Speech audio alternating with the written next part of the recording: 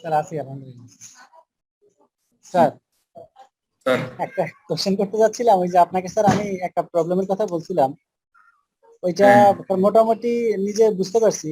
অল্প একটু স্যার একটা জাস্ট একটু সামান্য একটু অ্যাম্বিগিটি আছে, এই জন্য স্যার একটু শেয়ার করা। স্যার আমরা একটা প্রোডাকশনের ক্ষেত্রে সর্বোচ্চ কন্ট্রিবিউশন মার্জিন পর্যন্ত কেন ছাড় দেই স্যার? সে একটা প্রোডাকশন কস্ট ডিরেক্ট লেবার আবার 16 টাকা, ওই প্রোডাকশনে সেলিং প্রাইসে আমি কন্ট্রিবিউশন মার্জিন 6 টাকা পাই।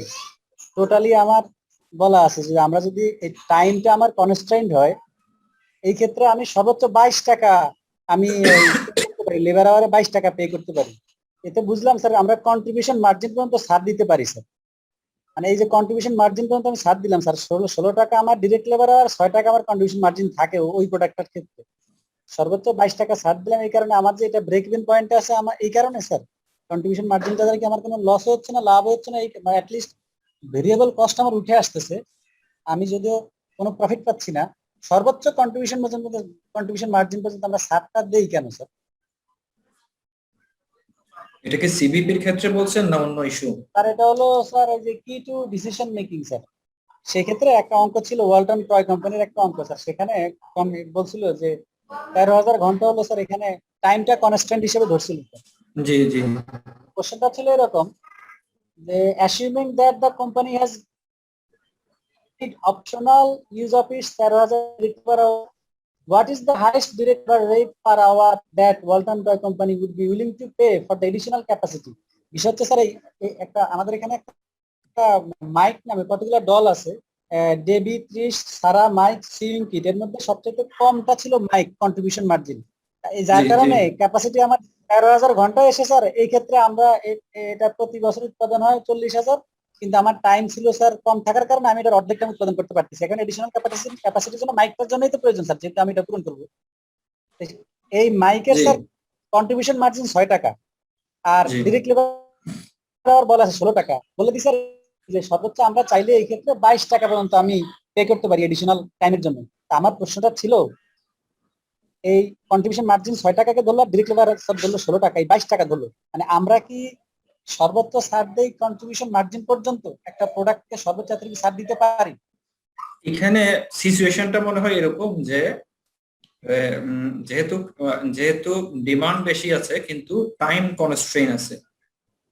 টাইম যদি কনস্ট্রেইন থেকে থাকে উনি জি এক্সেস স্যার। ক্যাপাসিটি গ্রহণ করবে কিনা বা এক্সপানশন প্রোগ্রামে যাবে কিনা এরকম মনে হয় প্রোগ্রাম আপনার ধারণা থেকে আমি যেটা পাচ্ছি। স্যার এরকমই, জি স্যার, ঠিক আছে স্যার। হ্যাঁ, তাহলে যে উনি এক্সপানশনে গেলে কত টাকা পর্যন্ত সেখানে ইনভেস্টমেন্ট করতে পারবেন এরকম করবে স্যার, না? লেবারকে পে করবে সর্বোচ্চ স্যার, ডিরেক্ট লেবার এটা আর একদম সর্বোচ্চ কত? আরো একটু বিস্তারিত দেখতে হবে আমাকে, মানে প্রশ্নটা করতে পারলে ভালো হতো। কত নম্বর প্রশ্নটা? এটা এটা 25 নাম্বার স্যার। কোশ্চেন সব আমি মানে বুঝছি, শুধু এটুকু ছিল। Question number 25, garrison sir. The Walton toy company, G sir. এটাই তো না? জি স্যার, এটা ছিল স্যার 5 এবং 6 আর কি স্যার। 6 বলা আছে কন্ট্রিবিউশন মার্জিন, আর 5 কন্ট্রিবিউশন মার্জিনের কথা বলা আছে স্যার।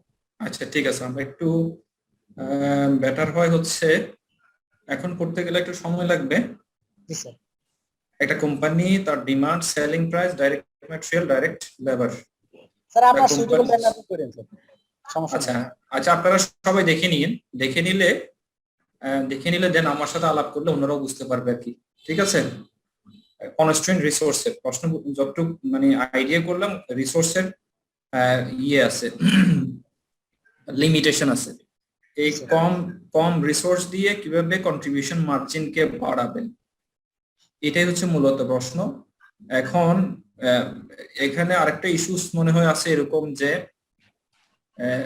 যদি কিছু কস্ট, ফিক্সড কস্ট বাড়ানো যায় সেক্ষেত্রে ওই যে ডিমান্ডটা আছে, মার্কেটের যে ডিমান্ড সেটা ফুলফিল করতে পারবে। এরকম কি না? ফিক্সড কস্টের কথা আচ্ছা, আমি প্রশ্নটা বলা করলাম না, রিকোয়ারমেন্ট কোন হলো স্যার। নাম্বারে গিয়ে আপনার ইয়েটা প্রবলেম হচ্ছে বলেন তো? 1 2 3 4 5 6 কোন রিকোয়ারমেন্ট? এখানে 5 স্যার, 5 নাম্বারে গিয়ে স্যার, মানে ওই হোয়াট যে ইজ দ্য বর্তমান highest price in terms of rate per hour that Walton toy company would be willing to pay for additional capacity আমি তো বললাম যে আমি প্রশ্নটা পড়ার আগে বুঝে নিলাম যে এডিশনাল ক্যাপাসিটি বা এনহ্যান্স করতে গেলে কত টাকা পর্যন্ত উনি পেমেন্ট করতে চান।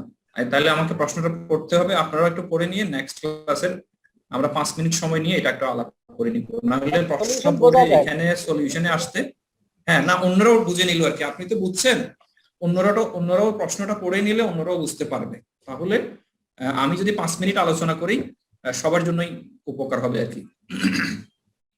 ঠিক আছে, তাহলে নেক্সট ক্লাসে মনে করবেন যে প্রথমেই এই প্রবলেমটা নিয়ে আমরা আলাপ করব, দেন এটা সলিউশন করে দেব। প্রশ্নটা আপনারা পড়ে নেবেন যাতে আমার আলাপ করতে সুবিধা হয়, প্রশ্নটার সলিউশন পেতে বুঝতে সুবিধা হয়। Thank you sir.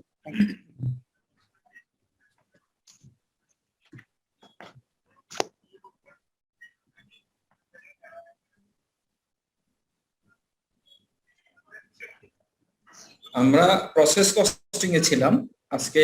প্রসেস কস্টিংটা আমরা মোটামুটি বোঝার চেষ্টা করব, দেন নেক্সট আরেকটা ক্লাসে প্রসেস কস্টিং এর আমরা একটা বা দুটো চেষ্টা করব যে দুটো ম্যাথ করতে, ম্যাথ করার পর এই প্রসেস কস্টিংটা আমরা শেষ করব। এতটুকু যদি বুঝতে পারি আশা করি যে আপনারা প্রসেস কস্টিং এর অ্যাটলিস্ট 60 to 70% বুঝে যাবেন, বা প্র্যাকটিস করলে আরো একটু বেশি বুঝে যাবেন। জি স্যার। স্যার এখানে 14, 27 এবং 31 নাম্বার স্লাইডটা কি স্যার আরেকটু আলোচনা করা যাবে স্যার? 14, 27, 31। আচ্ছা, আমরা প্রথম থেকে একটু রিভিউ করে নিই। যে স্লাইড পর্যন্ত আমরা গেলাম সেই স্লাইড পর্যন্ত আবারও একটু ট্রাই করব। প্রসেস কস্টিং কোথায় ইউজ হয় এটা আমরা জানছি অলরেডি, যেখানে একটা সিঙ্গেল ইউনিট বা একই ন্যাচারাল ইউনিট বের হয় এবং প্রোডাক্ট গুলো হোমোজেনিয়াসলি হয় এবং কন্টিনিউয়াস একটা প্রোডাকশন ফ্লো এর মাধ্যমে উৎপাদন প্রক্রিয়া সম্পন্ন হয়। এই ধরনের ইন্ডাস্ট্রিতে প্রসেস কস্টিংটা আমরা ইউজ করতে পারি।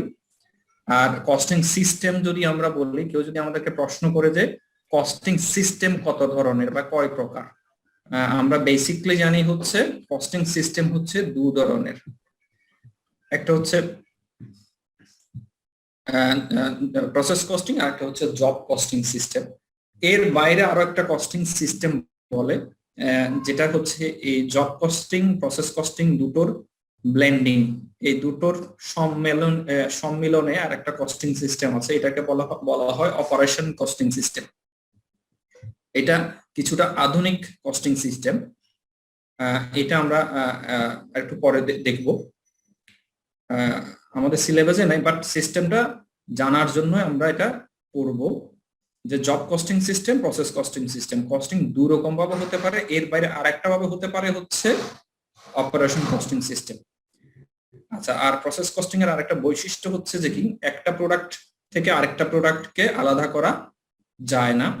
Each unit of product assigned the same average costing. আমরা এভারেজ কস্টিং এর মাধ্যমে কস্টটা অ্যাসাইন করে থাকি বা কস্ট ডিটারমিন করে থাকি। প্রসেস কস্টিং এর মাধ্যমে ইউনিট কস্ট কত হবে, কোথায় কোথায় ইউজ করা যায়, পেট্রোকেমিক্যাল, পেইন্ট, পেপার মিল, আরো অনেক জায়গায় আমরা ইউজ করতে পারি। জব কস্টিং প্রসেস কস্টিং এর সংজ্ঞাটা জানলে আমরা ক্লাসগুলো দেখলাম, এই দুটো জিনিস জানলে পার্থক্যগুলো আমরা করতে পারবো। পার্থক্য করাটা আমাদের জন্য জরুরি, আর এটা রেকারেন্টলি পরীক্ষায় আসে। প্রসেস কস্টিং এর নেচার হচ্ছে এটা একটু কম লেবার দরকার হয়, ম্যানুফ্যাকচারিং ওভারহেড মোটামুটি দরকার হয়, এবং বেশিরভাগ দরকার হয় ম্যাটেরিয়াল কস্ট।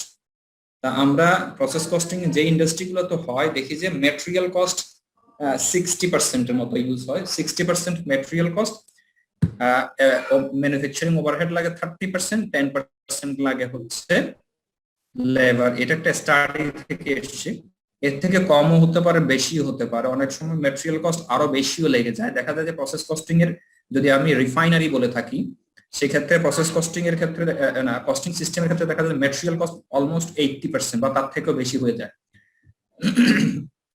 আমরা জানি ডিরেক্ট লেবার এবং ম্যানুফ্যাকচারিং ওভারহেড এই দুটোর যোগফলকে বলা হয় কনভার্সন কস্ট। এটা হচ্ছে একটা জব কস্টিং সিস্টেমের একটা ফ্লো, অথবা প্রসেস কস্টিং একই ফ্লোটাই ইউজ হয়, বাট জবের ক্ষেত্রে আলাদা আলাদা রেকর্ড মেনটেন করতে হয়, প্রসেসের ক্ষেত্রে আলাদা রেকর্ড মেনটেন করতে হয় না। প্রসেস কস্টিং এর ক্ষেত্রে অনেকগুলো ডিপার্টমেন্ট থাকে, যে processing department, finishing department, washing department, যেই নামে হোক না কেন, অনেকগুলো ডিপার্টমেন্ট থাকে, ডিপার্টমেন্ট ওয়াইজ কস্টিং সিস্টেমটাকে কস্টটা অ্যাকুমুলেটেড হয়ে থাকে এবং সেখানে কস্ট ট্রেস করে দেন কস্ট পার ইউনিটের কস্টটা ডিটারমিন করা হয়ে থাকে। আমরা যদি জার্নালগুলো জানি, জার্নালগুলো জানলে আমরা প্রসেস কস্টিং এর লেজারে পোস্টিং গুলো দিতে পারবো, যদি না জানি সেক্ষেত্রে আমরা পারবো না। 15 নম্বর স্যার। আচ্ছা আমরা 15 নম্বর, 14 স্যার, 14 স্যার, 15 এটা 14 স্যার, 14 স্যার। আচ্ছা এখানে কি সমস্যা বলেন স্যার? এইখানে এই যে ম্যানুফ্যাকচারিং ওভারহেডের ক্ষেত্রে আমরা একটা দেখতে পাচ্ছি অ্যাকচুয়াল, আরেকটা হচ্ছে অ্যাপ্লাইড স্যার। আচ্ছা আচ্ছা আমি শেষ করি। যখনই আমরা ম্যানুফ্যাকচারিং ওভারহেডের কালকে জার্নাল দেখলাম, তখন আমরা কি করি, ওভারহেড যখন সংগঠিত হয় বা ওভারহেড যখন ইনকার্ড করে থাকে, তখন আমরা করি কি, ওই ওভারহেডটা বা ওই স্পেসিফিক এক্সপেন্সেসটাকে আমরা ওভারহেড নাম দিয়ে ডেবিট করে থাকি। ঠিক আছে? আবার মনে করেন যে ওভারহেড এক্সপেন্সেস, অথবা আমি কোনো একটা এক্সপেন্সেস করলাম সেটাকে ডেবিট করে থাকি, যেগুলো যেই এক্সপেন্সেস গুলোকে আমরা ওভারহেড হিসেবে ট্রিট করে থাকি, তাহলে ওভারহেড গুলো কি হয়, ডেবিট হয়। ওভারহেড ডেবিট হয়, পেয়েবল ক্রেডিট হবে, অথবা প্রিপেইড ইন্স্যুরেন্স ক্রেডিট হবে, অথবা ব্যাংক ক্রেডিট হবে, অথবা ক্যাশ ক্রেডিট হবে, কোনো না কোনো একটা আইটেম ক্রেডিট হবে। দেখেন ওভারহেডের পাশে স্যার, সরি স্যার, আরেকবার একটু বলবেন স্যার প্লিজ। আমরা যখন ওভারহেডের জার্নাল দিই, তাহলে কি জার্নাল দিই বলেন তো? শোনা যাচ্ছে আমার কথাগুলো? জি স্যার। জি স্যার যাচ্ছে। আমরা যখন ওভারহেড গুলোকে রেকর্ড করি, তাহলে কিভাবে রেকর্ড করি? ওভারহেডটা ডেবিট করি, তাই না? ওভারহেড এক্সপেন্সেস, ওভারহেড মানে হচ্ছে এখানে অনেক আইটেম থাকে ওভারহেড এর মধ্যে।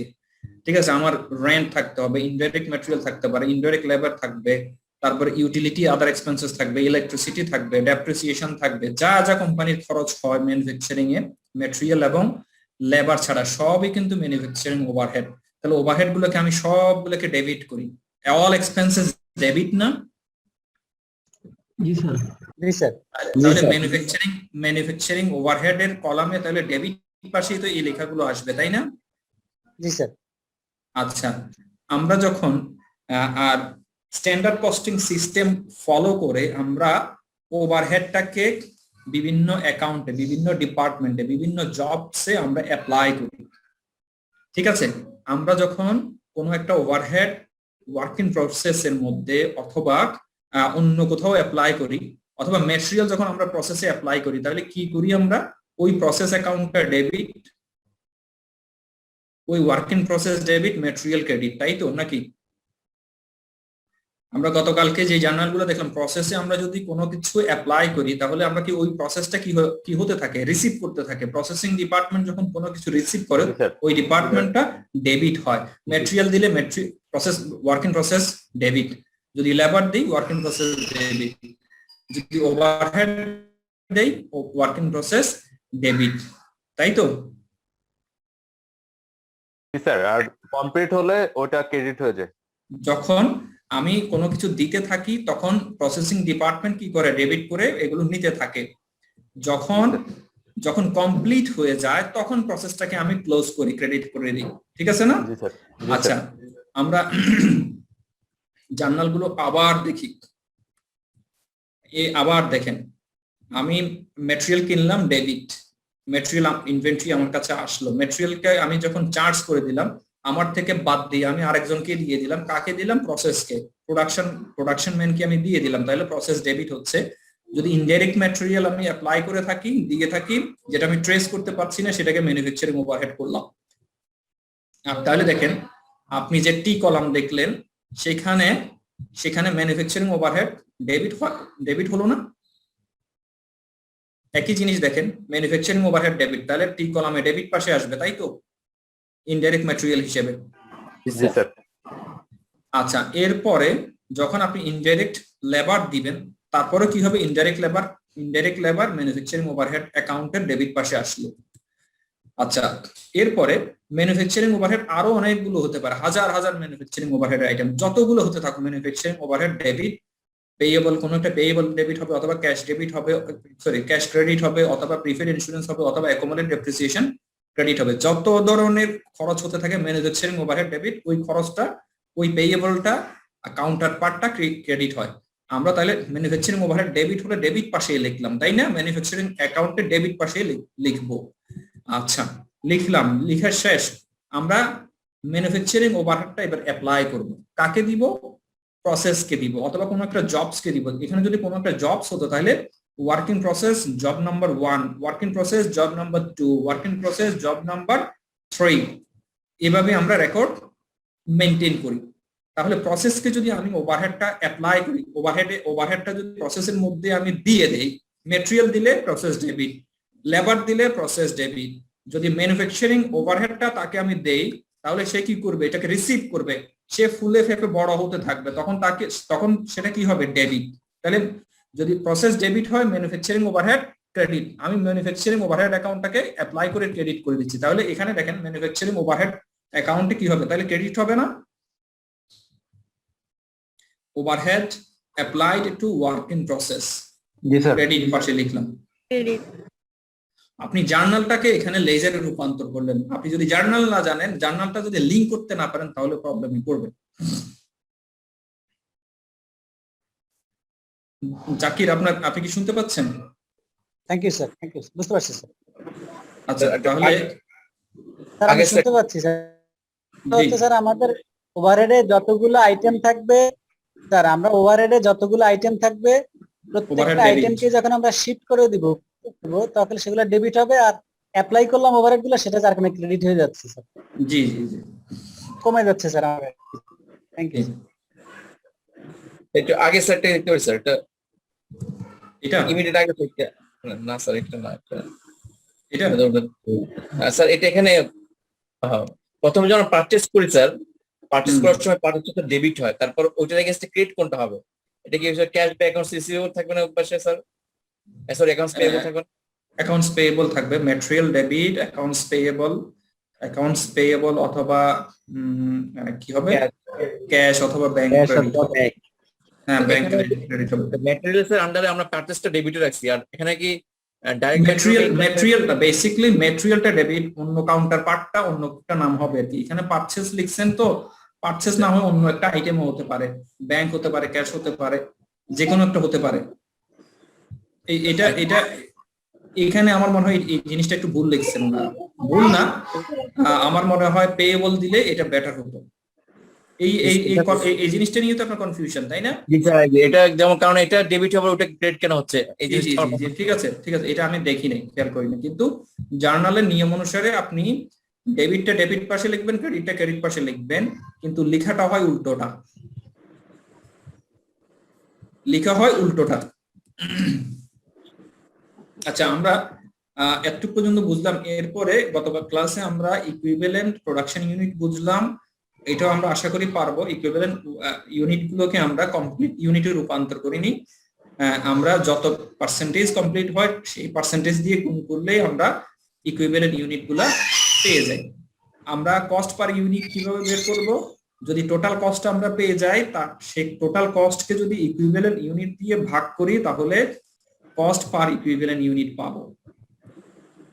আচ্ছা, এরপরে আমরা গত ক্লাসে দেখলাম হচ্ছে আমার কোয়ান্টিটি শিডিউল আমরা কিভাবে করব, কোয়ান্টিটি শিডিউল অথবা কোয়ান্টিটি রিকনসিলিয়েশন আমরা কিভাবে করব, সেটাও আমরা দেখলাম।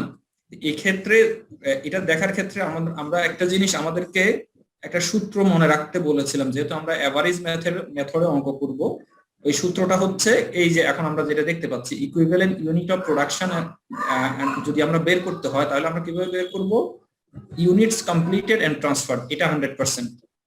যত ইউনিট কমপ্লিটেড হলো অথবা ট্রান্সফার্ড হলো নেক্সট ডিপার্টমেন্টের জন্য, এটা 100%। আর এন্ডিং ওয়ার্কিং প্রসেসের যতটুকু কমপ্লিট করলাম ততটুকু যোগ করব, এই দুটো যোগ করলেই আমরা ইকুইভ্যালেন্ট ইউনিট পেয়ে যাব। এই জিনিসটা এভারেজ মেথডের জন্য আমাকে মনে রাখতে হবে। আর যদি আমরা ফাইফো মেথড করি, তাহলে সেক্ষেত্রে অন্য নিয়ম, এই নিয়ম ফলো হবে না। এতটুকু পর্যন্ত করে আমরা এই ক্ষেত্রে স্যার যে লেখা আছে equivalent units of production always equal, কিন্তু স্যার এখানে নিচে আমরা দেখতে পাচ্ছি ম্যাটেরিয়ালের ক্ষেত্রে 5900 40 আর কনভার্সনের ক্ষেত্রে দেখতে পাচ্ছি 5770। এই ইকুয়াল এইখানে কোনো বিষয় রিলেশন আছে স্যার? এটার সাথে রিলেশন আছে স্যার?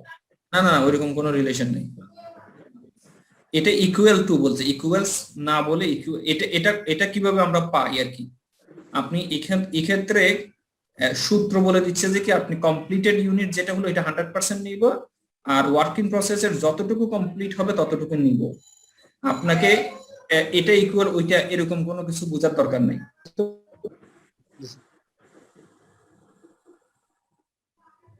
আচ্ছা আমরা তাহলে এই জিনিসটাও আমরা কিন্তু দেখে আসছি কিছুক্ষণ আগে, আবারও আমরা দেখতে পারি। আমরা যদি এটাকে একটু বিশ্লেষণ করি, আগের জিনিসটাকে আমরা যদি একটু বিশ্লেষণ করে নিই, আমাদের ইউনিট ছিল কত 6000 সম্ভবত, হ্যাঁ 6000 ইউনিট দিয়ে আমি স্টার্ট করি। এই জিনিসটা আমরা একটু রিক্যাপ করে নিই। দেখেন আমি 300 ইউনিট আমার কাছে প্রসেসে ছিল, ওপেনিং এ ছিল, যেগুলো যার 40% ম্যাটেরিয়াল কমপ্লিট, 20% কনভার্সন কমপ্লিট করা ছিল। তাহলে 40% যদি ম্যাটেরিয়াল কমপ্লিট করা থাকে, বাকি 60% আমি এই পিরিয়ডে এসে করি। কনভার্সনের 20% করা ছিল, বাকি 80% আমি এই পিরিয়ডে এসে করি। এটা ছিল আমার ওপেনিং ওয়ার্কিং প্রসেসের একটা পিকচার। এরপর আমি ওই মাসে 6000 ইউনিট নতুন করে যোগ করি, নতুন করে আরো স্টার্ট করি। তাহলে 3000 আমার হাতে ছিল, 6000 নিলাম, তাহলে 6300 হলো, 5400 আমি কমপ্লিট করে ফেললাম। তাহলে 6300 থেকে 5400 চলে গেলে, কমপ্লিট হয়ে গেলে আর 900 প্রসেসে থেকে যায়, এবং যে 900 রয়ে গেছে তার 60% কমপ্লিট করলাম, 30% আমি কমপ্লিট করলাম দুটো। এই জিনিসটাকে আরেকটু বিশ্লেষণ করে দেখেন। বিগিনিং ম্যাটেরিয়ালের ক্ষেত্রে আমরা দেখতেছি beginning work in process 300 unit, যার 40% কমপ্লিট করা ছিল। আর একটা হচ্ছে যে কি আমি পরবর্তীতে যে 6000 স্টার্ট করলাম, 6000 এর মধ্যে 5100 কিন্তু এই পিরিয়ডে স্টার্ট করে এই পিরিয়ডে কমপ্লিট হয়ে গেছে। স্যার যেহেতু 900 বাকি ছিল। হ্যাঁ এই জিনিসটা যদি আমরা একদম না বুঝি, না দেখলেও কোনো সমস্যা নাই, কারণ আমরা যেহেতু একটা সূত্র জানি, সূত্র দিয়ে করে ফেলতে পারবো। আচ্ছা এই এই এই এখানে 5000 এই যে ইউনিটটা রয়ে গেছে, এটাকে ম্যাটেরিয়ালের ক্ষেত্রে আবার দেখেন আমরা যদি অন্যভাবে বিশ্লেষণ করি, 5100 আমি এই পিরিয়ডে স্টার্ট করে এই পিরিয়ডে শেষ করলাম, 900 আমি এই পিরিয়ডে স্টার্ট করেছিলাম কিন্তু শেষ করতে পারিনি, যার 60% কমপ্লিট হলো। এই দুটাকে বিশ্লেষণ করে আবার আলাদাভাবে রেট করা সম্ভব, আবার আলাদাভাবে আপনি এটা বের করতে পারবেন। কিন্তু এই জিনিসটা যদি আমরা নাও বুঝি, পরে আপনারা আবার মিলিয়ে দেখবেন, না বুঝলে আমার কোনো সমস্যা নাই। এটা কেন সমস্যা নাই, যেহেতু আমি একটা সূত্র জানি, সূত্রটা মনে রাখতে পারলে হবে। কমপ্লিটেড ইউনিটের 100%, এন্ডিং ওয়ার্ক ইন প্রসেসের যতটুকু কমপ্লিট হলো ততটুকু, এই দুটো নিলে আমি ইকুইভ্যালেন্টটা বের করে নিতে পারবো।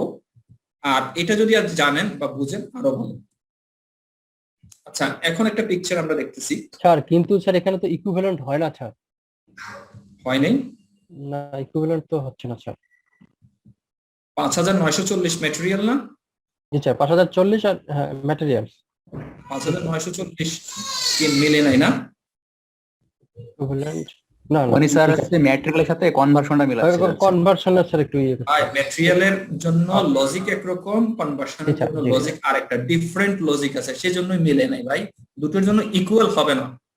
আপনি ইকুইভ্যালেন্ট ইউনিট বের করতেছেন, ম্যাটেরিয়ালের জন্য কত, কনভার্সনের জন্য কত। আপনার 5940 ছিল, 5940 না আমরা করলাম। জি স্যার, ঠিক একই জিনিস এখানেও 5940 আসছে তো? হ্যাঁ ঠিক আছে। নাই আসবে, আর না আসার কোনো সুযোগ নাই। আমি ওই জন্য বলছি, আপনি যদি আপনার কাছে পিকচারটা খারাপ লাগে দেখেন না, না মিলার কোনো সুযোগ নেই। আচ্ছা আমরা প্রোডাকশন রিপোর্ট করি বা কস্ট অফ প্রোডাকশন রিপোর্ট করি, যেখান থেকে আমাদের কোয়ান্টিটির ইনফরমেশন, ইকুইভ্যালেন্ট ইউনিট, কস্ট গুলাকে আমরা সেখানে অ্যাকোমোলেট করব, এবং কস্ট অ্যাকোমোলেট হলে দেন আমরা ইকুইভ্যালেন্ট ইউনিটের পার ইউনিট কস্ট বের করব, এবং যে কস্ট আমার ইনকার্ড হলো সেই কস্ট গুলো কোথায় কোথায় অ্যাপ্লাই হলো, কোথায় কোথায় আছে সেই জিনিসটা আমরা জানবো। আচ্ছা প্রোডাকশন রিপোর্ট কি বলছে, যে কি প্রোডাকশন রিপোর্টের মধ্যে কি থাকে, shows the flow of units, cost through work in process. একটা প্রোডাকশন রিপোর্টের মধ্যে ফ্লোর থেকে আমি যে রিপোর্টটা পাই, সেই রিপোর্টে কি থাকে, কত ইউনিট আমি রিসিভ করলাম, কত ইউনিট আমার প্রসেসে আছে, কত ইউনিট শেষ করলাম, এই ইনফরমেশনটা কিন্তু প্রোডাকশন রিপোর্টে থাকে। আরেকটা থাকে হচ্ছে cost information, provides cost information for financial statement. এই দুটো জিনিস হচ্ছে আমাদের জন্য ইম্পর্টেন্ট। আরেকটা হচ্ছে helps manager control their departments becomes the job cost sheet in process costing। এটার দরকার নাই বোঝার, মানে একটা প্রোডাকশন রিপোর্ট থেকে আমরা আমাদের বেসিক ইনফরমেশন গুলো পাই, যেগুলো দিয়ে আমরা অঙ্ক করি। আচ্ছা, এই প্রোডাকশন রিপোর্টের মধ্যে তিনটা ভাগ থাকে, নাম্বার 1, 2, 3। প্রথম ভাগটা, এই তিনটা পার্টই হচ্ছে আমরা প্রসেস কস্টিং এর ইমপ্লিকেশনসটা দেখতে পাবো। প্রথম পার্টটা হচ্ছে quantity schedule showing the flow of units and computation of equivalent unit. এই পার্টটুকু আমরা গত ক্লাসে করে আসছি। এই ক্ষেত্রে কারো তো কোনো কনফিউশন নাই না? স্যার ওইটা একটু বলবেন, 1 নম্বরটা একবার। আচ্ছা ঠিক আছে, বলতেছি। আমরা প্রসেস কস্টিং এর ধাপ হচ্ছে তিনটা। প্রোডাকশন রিপোর্ট মাথা থেকে ফেলে দেন, এটা হচ্ছে একটা প্রসেস কস্টিং এর তিনটা সেকশন। এই তিনটা সেকশনের মধ্যে প্রথম সেকশনটাতে হচ্ছে আমরা কোয়ান্টিটি গুলোকে রিকনসিলিয়েশন করি, কত কোয়ান্টিটি ওপেনিং এ ছিল, কত কোয়ান্টিটি আবার নতুন করে যোগ করলাম, কত কোয়ান্টিটি আমি ফিনিশ প্রোডাক্টে রূপান্তর করলাম, এবং কত আমার কাছে রয়ে গেছে। কোয়ান্টিটির ফ্লোটা আমি জেনে নিই, এবং কোয়ান্টিটির ফ্লোটা জানার পর আমি ইকুইভ্যালেন্ট ইউনিটটা বের করি। এটা হচ্ছে সেকশন 1, পার্ট 1। আমার প্রসেস কস্টিং করতে গেলে একটা পার্ট হচ্ছে এটা, এটুকু আমরা জানি। ঠিক আছে, কারো কোনো কনফিউশন তো নাই? সেকেন্ড পার্টটা আমরা আজকে দেখব, সেকেন্ড এবং থার্ড পার্টটা আমরা দেখব। সেকেন্ড পার্টে আমরা করব হচ্ছে কি, computation of cost per unit, per ইউনিটের কস্ট বের করব। তো পার ইউনিটের কস্টের একটা সূত্র কিন্তু আমরা জানি। কিভাবে জানি? পার ইউনিটের কস্ট বের করতে হলে আমরা আগে কস্ট গুলোকে অ্যাকুমুলেট করব, কস্ট গুলোকে অ্যাকুমুলেট করে ইকুইভ্যালেন্ট ইউনিট দিয়ে ভাগ করলে পার ইউনিটের কস্ট পেয়ে যাব। ঠিক আছে? জি স্যার। এটা আমরা করব, এখন করব, প্রশ্ন করার দরকার নেই, আমরা পরবর্তীতে এটা দেখব। থার্ড পার্টে এসে আমরা যে কস্টটা অ্যাকুমুলেট করলাম 2 নাম্বার সেকশনে, সেই কস্ট গুলো কোথায় কোথায় আছে এটার একটা রিকনসিলিয়েশন করব। ঠিক আছে? সেকেন্ড সেকশনে হচ্ছে কস্ট গুলোকে অ্যাকুমুলেট করে কস্ট পার ইউনিট বের করব। যে কস্টটা আমি এখানে অ্যাকুমুলেট করলাম সেকেন্ড পার্টে, সেই কস্টটা কোথায় কোথায় আছে, আমার কমপ্লিটেড ইউনিটে কত, ওয়ার্ক ইন প্রসেসে কত, এই জিনিসটা আমি জানবো। এটা হচ্ছে থার্ড পার্টে আমি এটা দেখাবো মিলাইয়া। এটাকে বলা হয় কস্টের রিকনসিলিয়েশন। ঠিক আছে? তাহলে এটাই হচ্ছে আমার প্রসেস কস্টিং এর তিনটা যে পার্ট। স্যার আবার একটু বলবেন সেকশন 3টা? সেকশন 3টা হচ্ছে সেকশন 2 তে আমরা যেটা যোগ করে করে বের করলাম, ম্যাটেরিয়ালে এত টাকা খরচ করলাম, লেবারে এত টাকা খরচ করলাম, কনভার্সনে এত টাকা খরচ করলাম। এই খরচটা কোথায় কোথায় আছে, কার কার কাছে আছে? আচ্ছা, আপনি আপনার বাসাতে খরচ করেন না? জি স্যার। আপনি চাল ডাল মাংস বিভিন্ন ধরনের খরচ করেন। খরচ করার পর মাস শেষে আপনি আবার হিসেব করেন যে কার কার জন্য খরচ করলেন। মেহমানদের জন্য এত টাকা খরচ করলেন, বাসার জন্য এত টাকা খরচ করলেন, এর জন্য এত টাকা, টিচারের জন্য এত টাকা। এই জিনিসটা মাস শেষে খরচ করেন। প্রথমে হচ্ছে যে কস্ট গুলোকে আপনি অ্যাকুমুলেট করেন, থার্ড পার্টে গিয়ে কে কে এটার জন্য রেসপন্সিবল সেটা বের করেন। জি, থ্যাংক ইউ স্যার।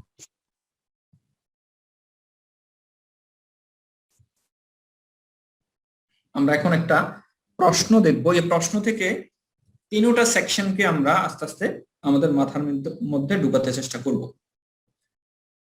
প্রশ্নটা হচ্ছে, দেখেন, ওয়ার্ক ইন প্রসেস মের 1 তারিখ 200টা ইউনিট ছিল। প্রসেসে মে মাসের 1 তারিখে 200 ইউনিট আছে, যে ইউনিট গুলো এখনো কমপ্লিট হয়নি, 100% কমপ্লিট হয়নি। কতটুকু কমপ্লিট হলো? এই 200টা ইউনিটের মধ্যে ম্যাটেরিয়াল 50% কমপ্লিট করা আছে, কনভার্সন 30% কমপ্লিট করা আছে। ম্যাটেরিয়াল যে 50% কমপ্লিট করা আছে, সেই 50% এর দাম হচ্ছে 3000 টাকা।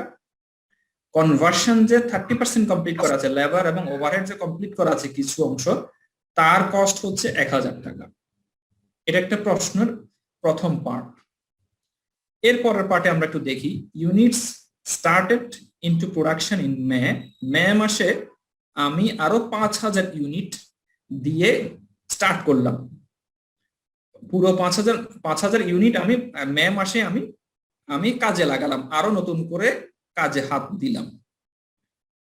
এরপরে বললো যে units completed and transferred out in May মাসে আমি 4800 ইউনিট কমপ্লিট করলাম। তাহলে আমার মে মাসের 1 তারিখে 200 ইউনিট ছিল যেগুলো ইনকমপ্লিট ছিল, এবং মে মাসে আমি আরো 5000 যুক্ত করেছিলাম, তাহলে হচ্ছে আমার 5200। 5200 থেকে 4800 কমপ্লিট হয়ে গেছে। কমপ্লিট করে আমি ট্রান্সফার আউট করলাম, আমার ডিপার্টমেন্ট থেকে এগুলো ট্রান্সফার করে অন্য ডিপার্টমেন্টে দিয়ে দিলাম, অথবা কমপ্লিটেড করে আমার স্টোরে জমা রাখলাম। তাহলে প্রশ্নের প্রথম পার্টটুকু বুঝলাম, সেকেন্ড পার্টটুকু আমরা বুঝে নিলাম। এখানে প্রথম এবং সেকেন্ড যে প্যারাটা, এই প্যারা থেকে আমার কোয়ান্টিটির কিন্তু ইনফরমেশন আমরা পেয়ে গেছি, এবং 200 ইউনিটের যে ইউনিট কস্ট ছিল, যে কস্ট গুলো ছিল, সেই ইনফরমেশনটা আমাদেরকে দেওয়া আছে। 5000 ইউনিটের জন্য কত টাকা খরচ হলো এটা কিন্তু আমাদেরকে দেওয়া নাই এখন পর্যন্ত, আমরা দেখব। Cost added to the production in May, material cost 74000 টাকা, মানে পুরো মে মাস জুড়ে আমি আরো 74000 টাকার ম্যাটেরিয়াল দিলাম, 70000 টাকার কনভার্সন কস্ট ইনকার্ড করলো। তাহলে আমি ম্যাটেরিয়াল এবং কনভার্সন কস্টের ইনফরমেশনটা পেয়ে গেলাম। থার্ড পার্টটা শেষ। ফোর্থ পার্টে এসে ওয়ার্কিং প্রসেস মে 31 এন্ডিং ওয়ার্কিং প্রসেসে রয়ে গেছে 400 ইউনিট। আমরা যদি একটু মিলিয়ে দেখি, 200 ইউনিট আমার হাতে ছিল, 5000 নতুন করে যুক্ত করলাম, 5200 হলো, তার থেকে 4800 কমপ্লিট হয়ে গেলে আর থাকে 400। 400ই আমার হাতের আছে, প্রশ্ন তাই বলতেছে। এই 400 ইউনিটের মধ্যে 40% ম্যাটেরিয়াল দেওয়া আছে, তার মধ্যে 25% কনভার্সন দেওয়া আছে। এটা হচ্ছে আমার প্রশ্ন। এত পর্যন্ত তো আমাদের কারো কোনো আন্ডারস্ট্যান্ডিং এর সমস্যা নাই না? না স্যার। আচ্ছা স্যার তাহলে এখানে স্যার 200 কথা বলতেছিলেন স্যার, ওই যে 5000 থেকে 4800 ট্রান্সফার হয়ে গেছে, ওই বাকি 200 কথা বলতেছেন। আর কোথায় 200 পেলেন? না স্যার আর কোথাও না, মানে 200 এখান থেকে উল্লেখ করা নেই, মানে এখানে যেটা মাইনাস করে 200 না, উল্লেখ করা নাই, আমরা কোয়ান্টিটিটা মিলালাম। 200 কোথাও উল্লেখ করা নাই, আমরা মিলিয়ে নিচ্ছি আর কি।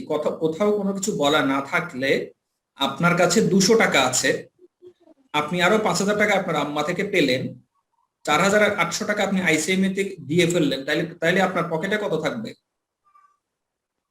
স্যার বাকি 200 টাকা থাকবে, 400 টাকা থাকবে স্যার, 200 400 টাকা থাকবে। এইভাবে হিসাব মিলাইলে হবে? আচ্ছা, আমরা তাহলে এবার আমাদের প্রথম কাজ হচ্ছে কোয়ান্টিটিকে মিলাবো, ইকুইভ্যালেন্ট ইউনিট করব। এর পরের পার্টে আমরা কস্ট গুলোকে এক জায়গায় অ্যাকুমুলেট করব। তারপরের পার্টে কি আমি যে কস্ট গুলোকে আমি অ্যাকুমুলেট করব সেগুলোকে মিলিয়ে দেখব। আমরা একটু দেখি। এটা হচ্ছে quantity schedule with equivalent unit. 200 unit হাতে ছিল, 400 নতুন করে যুক্ত করলাম, 5200 হলো। না সরি, 200 যোগ 5000, 5200 হলো। এরপরে দেখেন 4800 আমি কমপ্লিট করলাম এবং ট্রান্সফার আউট করলাম পরে ডিপার্টমেন্টের জন্য। তারপরে 400 আমার হাতে রয়ে গেছে। আমরা তাহলে একটু দেখি, 5200 আমার ইন টোটাল ছিল এবং 5200 আমার ইন টোটাল গেছে। কোয়ান্টিটিটা আমার কোয়ান্টিটির যেই পার্টটুকু আমরা দেখলাম, কোয়ান্টিটির কিন্তু মিলে গেছে। ইকুইভ্যালেন্ট আমরা এখনো দেখতেছি না, কোয়ান্টিটিটা মিলে গেছে না? এক্ষেত্রে কারো কোনো কনফিউশন নাই তো? স্যার না স্যার। আচ্ছা, না স্যার। এখন আমরা ইকুইভ্যালেন্ট ইউনিট করব। ইকুইভ্যালেন্ট ইউনিট করতে গেলে বারবার একই জিনিস মনে রাখবেন, সূত্র হচ্ছে কি, ম্যাটেরিয়াল এবং কনভার্সন আমরা আলাদা আলাদা ভাবে লিখবো। এখানে যে ফরম্যাটটা ফলো করা হয়েছে এটা একটা স্ট্যান্ডার্ড ফরম্যাট, আপনারাও চেষ্টা করবেন যে এই ফরম্যাটটা ফলো করতে। কোয়ান্টিটিটা প্রথমে ভার্টিক্যালি থাকবে, এরপরে হরিজন্টালি আপনি ইকুইভ্যালেন্ট ইউনিটটা লিখবেন আরেকটা প্যারাতে, লিখে ম্যাটেরিয়ালস এবং কনভার্সনটা আলাদা আলাদা দুইটা পার্টে লিখবেন। আমরা জানি কি, ইকুইভ্যালেন্ট ইউনিট বের করতে গেলে যা কমপ্লিট হলো তা 100%। তাহলে 4800 যদি কমপ্লিট হয়ে যায়, তার 100% ম্যাটেরিয়ালসও কমপ্লিট হলো, তার 100% কনভার্সনও কমপ্লিট হলো। আচ্ছা, এরপরে ইকুইভ্যালেন্ট ইউনিট অথবা ওয়ার্ক ইন প্রসেসে যা রয়ে গেছে তার যতটুকু কমপ্লিট হলো ততটুকু লিখবো। দেখেন, ম্যাটেরিয়ালের 40% কমপ্লিট হলো, আমার প্রশ্নে দেওয়া আছে 400 যদি 40% কমপ্লিট হয় তাহলে হবে 160, আর 400 যদি 25% কমপ্লিট হয় তাহলে 100টা ইউনিট কমপ্লিট করা। তাহলে আমরা ইকুইভ্যালেন্ট ইউনিটটা লিখলাম কার? ওয়ার্ক ইন প্রসেসের। Work in process ending work in প্রসেসের, ওপেনিং এর না। আর তাহলে আমরা যদি কমপ্লিটেড ইউনিট এবং work in process, ending work in প্রসেসের ইউনিট গুলো যোগ করি, তাহলে নিচে যে 4960 পেলাম অথবা 4900 পেলাম, এটাকে বলা হয় ইকুইভ্যালেন্ট ইউনিট। ম্যাটেরিয়ালের ইকুইভ্যালেন্ট ইউনিটের কোয়ান্টিটিটা একরকম, কনভার্সনের ইকুইভ্যালেন্ট ইউনিটের কোয়ান্টিটিটা আরেক রকম। ম্যাক্সিমাম সময় এরকম পার্থক্যই থাকে, আবার অনেক সময় সেমও হতে পারে। তো সেম হলে আপনার কষ্ট কম হয় কি কমে যাবে। স্যার আমরা তো স্যার স্যার একটা মানে কনফিউশন লাগতেছে, তাহলে আমরা স্যার ইকুইভ্যালেন্ট ইউনিট বলতেছি কেন স্যার? কি বলবো? এই যে ইকুইভ্যালেন্ট যে বলতেছি, ইকুইভ্যালেন্ট তো মানে সমান হওয়ার কথা।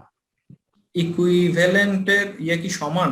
ইকুয়াল টু সমান, কিন্তু ইকুইভ্যালেন্ট কি, ইকুইভ্যালেন্ট বাংলা কি বলে? আমি ইকুইভ্যালেন্টের এক্স্যাক্টলি বাংলাটা জানি না। স্যার আমি কি একটু share করতে পারি স্যার? সমতাকরণ, সমতুল্য স্যার, সমতুল্য, এই আমরা স্যার আমরা ক্যাশটা হলো স্যার একরকম জিনিস, আর ক্যাশ ইকুইভ্যালেন্ট চেক। চেকটা equivalent, not exactly cash sir. Cheque আর জি, ক্যাশের জি। মধ্যে লিটল ডিফারেন্স আছে, দুইটা যদি একই রকম হয় স্যার। আমরা প্রথমে ইকুইভ্যালেন্টে সমান করতেছি, সমতায় নিয়ে আসতেছি। সমতায় কিভাবে আনলাম? একটা গ্লাসে অর্ধেক পানি আর একটা গ্লাসে অর্ধেক পানি, তাহলে আমি যদি সমতায় আনতে চাই, তাহলে যদি এক গ্লাসে আমি নিয়ে আসি তাহলে এক গ্লাস হয়ে যাবে। এক গ্লাসে পানি আরেক গ্লাসে ঢেলে নিলে তো সমান হয়ে যায় না? তখন আমরা যদি সমান হয়। সমান হয়ে যায়, তাহলে এখানেও আমরা বললাম কি, আমার 400 ইউনিটের 25% কমপ্লিট। তাহলে যদি আমি ইকুইভ্যালেন্ট করতে চাই, আমি যদি পূর্ণ ইউনিটে রূপান্তর করতে চাই, তাহলে 100 ইউনিট কমপ্লিট করলাম। এটাকে যদি আমরা পূর্ণ একটা ইউনিটে রূপান্তর করতে চাই, তাহলে আমি এভাবে করতে পারি। মানে আমার যেটা মানে আমি যেটা লাগতেছে সেটা হচ্ছে যে আমরা এখানে ইউনিটটা পেলাম হচ্ছে 5200, তারপরে এটা আমরা এই দিক দিয়ে ইকুইভ্যালেন্ট যখন করব তখন তো 5200 হওয়ার কথা। এটা মানে মিলতেছে না আর কি। আপনার কাছে 40% না, আমি আপনাকে আবার বলি, আপনার কাছে দুটো গ্লাসে হাফ গ্লাস পানি আছে, তাহলে গ্লাস কয়টা? দুইটা না? ইউনিট কয়টা? দুইটা তো। আপনি যখন ইকুইভ্যালেন্ট করতেছেন, পূর্ণাঙ্গ ইউনিটে রূপান্তর করতেছেন, তখন একটা গ্লাস থেকে খালি করে আরেক গ্লাসে ঢেলে নিচ্ছেন, তাহলে পূর্ণাঙ্গ ইউনিট হচ্ছে কয়টা? একটা। পূর্ণাঙ্গ ইউনিট কিন্তু দুইটা হচ্ছে না, দুই গ্লাস মানে দুইটা 5200 তো হবেই না, যেহেতু ইনকমপ্লিট রয়ে গেছে। জি, আপনি যে কোনো জিনিস আপনি এভাবে তুলনা করেন, আপনার মিলে যাবে। মানে আপনার ইন টোটাল কোয়ান্টিটিকে যদি আপনি আবার ইকুয়াল করতে চান, কেমনে হবে? আপনার মনে করেন আমি দুটো গ্লাসের এক্সাম্পল দিলাম, আপনার 10টা গ্লাস আছে, 10টা গ্লাসে অর্ধেক পানি আছে। গ্লাস কয়টা? 10টা। ইউনিট কয়টা? 10টা। কিন্তু আপনি পূর্ণাঙ্গ ইউনিটে রূপান্তর করতে গেলে তখন হবে 5 ইউনিট। জি, তাহলে 10 তো হচ্ছে না। না স্যার, আচ্ছা, এই আরো দেখি স্যার হয়তো ক্লিয়ার হবে স্যার। জি, কোয়ান্টিটি শিডিউলটা আমরা বুঝতে পারলে আমাদের মানে 1/3 কাজ কমপ্লিট। আচ্ছা, এরপর কস্ট গুলোকে আমি অ্যাকুমুলেট করব। এই পার্টের নাম দেওয়া হয়েছে হচ্ছে compute cost per equivalent unit. Equivalent unit গুলার কস্ট কত, পার ইউনিটে কস্ট কত, অথবা এটাকে আমরা বলতে পারি কস্ট অ্যাকুমুলেশন, অথবা বলতে পারি কস্ট টু বি অ্যাকাউন্টেড। যে কস্টটাকে আমি অ্যাকাউন্টেড করব সেটাকে বলতে পারি। এটার বিভিন্ন বইতে বিভিন্ন নামে আছে, যে নামেই থাকুক না কেন উদ্দেশ্য একটাই। আচ্ছা, আমরা প্রশ্নের দিকে যদি আবার একটু ব্যাক করি, এখানে কস্টের ইনফরমেশন কোথায় কোথায় আছে? ওয়ার্ক ইন প্রসেসের মধ্যে 3000 টাকার ম্যাটেরিয়াল আছে, 1000 টাকার কনভার্সন কস্ট আছে। আর এই পুরো মাসে 1 তারিখ থেকে 31 তারিখ পর্যন্ত আমি ম্যাটেরিয়াল দিলাম 74,000 টাকা, কনভার্সন দিলাম হচ্ছে 70,000 টাকা। টোটাল কস্ট হচ্ছে, কস্টের ইনফরমেশন হচ্ছে এগুলো 3,000, 1,000, 74,000, 70,000। এই কস্ট গুলোকে আমি এখানে অ্যাকোমোলেট করব। প্রথমে আমি করব কি, working process, opening inventory, material এবং কনভার্সন। মেটেরিয়াল আছে 3,000 টাকা, কনভার্সন আছে 1,000, টোটাল 3 আর 1 যোগ করলে হচ্ছে 4,000 টাকা। আর এই পিরিয়ডে আমি কস্ট কত অ্যাড করলাম, এই পিরিয়ডে কস্ট কত চার্জ করলাম, অথবা এই পিরিয়ডে কস্ট কত অ্যাসাইন করলাম, তাহলে টোটাল কস্ট কত ইনকার্ড করলো অথবা কস্ট কত আমি অ্যাড করলাম, এই যাই বলি না কেন, মেটেরিয়ালের জন্য 74,000 টাকা আর কনভার্সনের জন্য হচ্ছে 70,000 টাকা। তাহলে দুটো যোগফল হচ্ছে কত, 1,44,000। তাহলে আমার ওপেনিং এ কস্ট ছিল 4,000, এই পিরিয়ডে এসে আমার 1 তারিখ থেকে 31 তারিখ পর্যন্ত আমি খরচ করলাম আরো 1,44,000 টাকা। তাহলে আমার টোটাল কস্ট দাঁড়াচ্ছে হচ্ছে 1,48,000।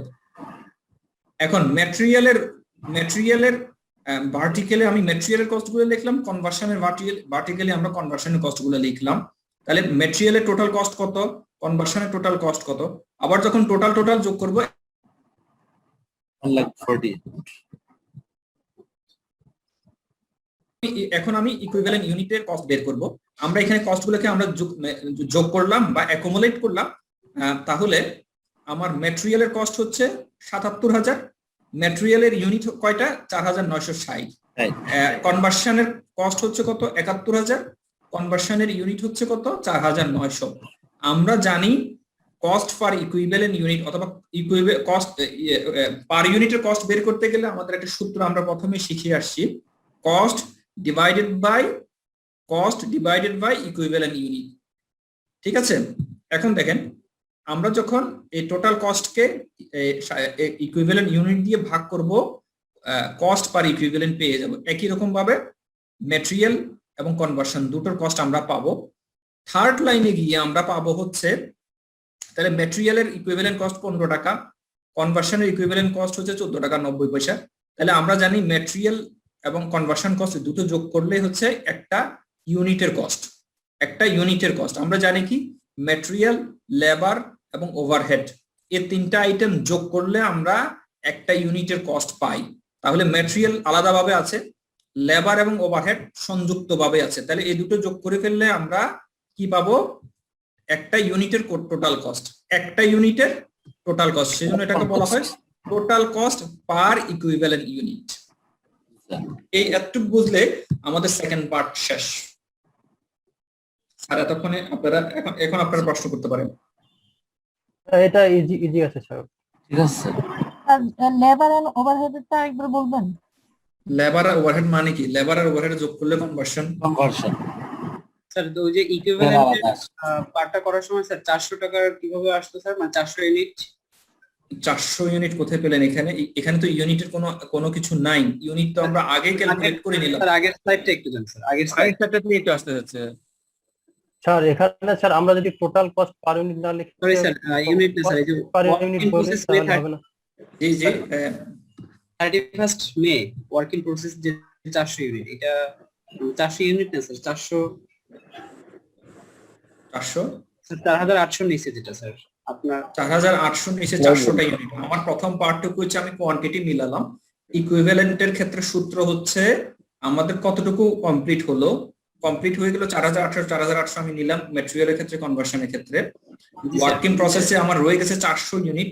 এই 400 ইউনিট 100% কমপ্লিট হয় নাই, যতটুকু কমপ্লিট হলো ততটুকু নিলাম। 400 ইউনিটের 40% কমপ্লিট হলে 160 হয়, 400 ইন্টু 40%, তাহলে কত হয়? জি স্যার বুঝতে পেরেছি। তাহলে এই আপনি মেটেরিয়াল কমপ্লিট হলো 4,800, ইনকমপ্লিট যেটা রয়ে গেছে সেখানে কমপ্লিট হলো 160, দুটোর যোগফল হচ্ছে 4,960 আর এখানে হচ্ছে 4,900। আমরা যখন টোটাল কস্ট বের করব, টোটাল কস্টকে মেটেরিয়ালের কস্ট গুলো দিয়ে আর এই ইকুইভ্যালেন্ট দিয়ে ভাগ করব। মেটেরিয়াল কস্টকে মেটেরিয়ালের ইকুইভ্যালেন্ট ইউনিট দিয়ে ভাগ করব, কনভার্সনের ইকুইভ্যালেন্ট ইউনিট দিয়ে ভাগ করব। তাহলে আমরা ইকুইভ্যালেন্ট কস্ট পাবো আর দুটো যোগ করলে total equivalent cost, total cost material এবং কনভার্সনের ইকুইভ্যালেন্ট যোগ করলে টোটাল কস্ট। আমরা তো সূত্র হিসেবে জানি না যে আমরা কোনো একটা প্রোডাক্টের কস্ট বের করতে গেলে আমাদের তিনটা পার্ট লাগে, একটা হচ্ছে ম্যাটেরিয়াল, একটা লেবার, একটা হচ্ছে ওভারহেড। ঠিক আছে, তাহলে এই তিনটা পার্টের মধ্যে ম্যাটেরিয়াল আলাদাভাবে আছে, লেবার এবং কনভার্সন দুটো যোগ আলাদাভাবে। তাহলে ম্যাটেরিয়াল এবং কনভার্সনকে যদি আমি আলাদা আলাদা যোগ করে নিই তাহলে তো একই কথা, লেবার তাই না? এবং ওভারহেড স্যার, ওভারহেডটা যোগ করলে ম্যাটেরিয়াল এবং কনভার্সনটা যদি আমি যোগ করে নিই তাহলে একই কথা, তাই না? জি sir thank you sir. Sir আমরা এখানে টোটাল কস্ট পার ইউনিট না লিখে যদি কস্ট পার ইউনিট লিখি তাহলে হবে না স্যার? কস্ট পার ইকুইভ্যালেন্ট উপরে হ্যাঁ, লিখলেন হ্যাঁ তো কস্ট পার ইকুইভ্যালেন্ট ইউনিট। ম্যাটেরিয়ালের জন্য কস্ট পার ইকুইভ্যালেন্ট ইউনিট কত, লেবারের জন্য বা কনভার্সনের জন্য কস্ট পার ইকুইভ্যালেন্ট ইউনিট আগে একবার লিখলেন তো, আর এটা হচ্ছে total cost per equivalent. Total না লিখলে আপনার ভুল হতে পারে আর কি, আপনি টোটালটা লিখলে আপনার ভুল হওয়ার সম্ভাবনাটা কমে যাবে। না আর যেহেতু আপনি যদি উপরে কস্ট টোটালটা পার না ইউনিট লিখতে চান, টোটালটা যদি আপনি না লিখতে চান কোনো সমস্যা নেই, টোটাল লিখতে আপত্তি থাকলে অসুবিধা নেই। ঠিক আছে, থ্যাংক ইউ। আচ্ছা, আমরা সেকেন্ড পার্টটুকু শিখলাম। সেকেন্ড পার্টে আমরা কি শিখলাম, আমাদের ওপেনিং ওয়ার্কিং প্রসেসের কস্ট কত আর এই পিরিয়ডে কস্ট কত ইনকার্ড করলো, এই দুটোকে যোগ করলাম, এটাকে বলা হয় কস্ট অ্যাকুমুলেশন। কস্ট গুলোকে অ্যাকুমুলেট করে ইকুইভ্যালেন্ট ইউনিট দিয়ে ভাগ করলে আমরা পার ইউনিটের কস্টটা পেয়ে যাই। এই জন্য এটাকে বলা হয় কস্ট পার ইকুইভ্যালেন্ট ইউনিট অথবা কস্ট অ্যাকুমুলেশন অথবা cost to be accounted. Cost to be accounted, যে কস্টটাকে জন্য আমি রেসপন্সিবল। থার্ড পার্টে আসি আমরা, এটাকে বলা হয় কস্ট আগের কথাটা স্যার একটু যদি বলতেন। আর কি কথা স্যার এখানে যে এখানে বললেন সর্বশেষ যে কথাগুলো বললেন স্যার, সর্বশেষ কথাগুলো? জি স্যার। আচ্ছা, এই সেকেন্ড পার্টটাকে বলা হয় কস্ট অ্যাকুমুলেশন। কস্ট গুলোকে আমি এক জায়গায় অ্যাকুমুলেট করব। কি কস্ট?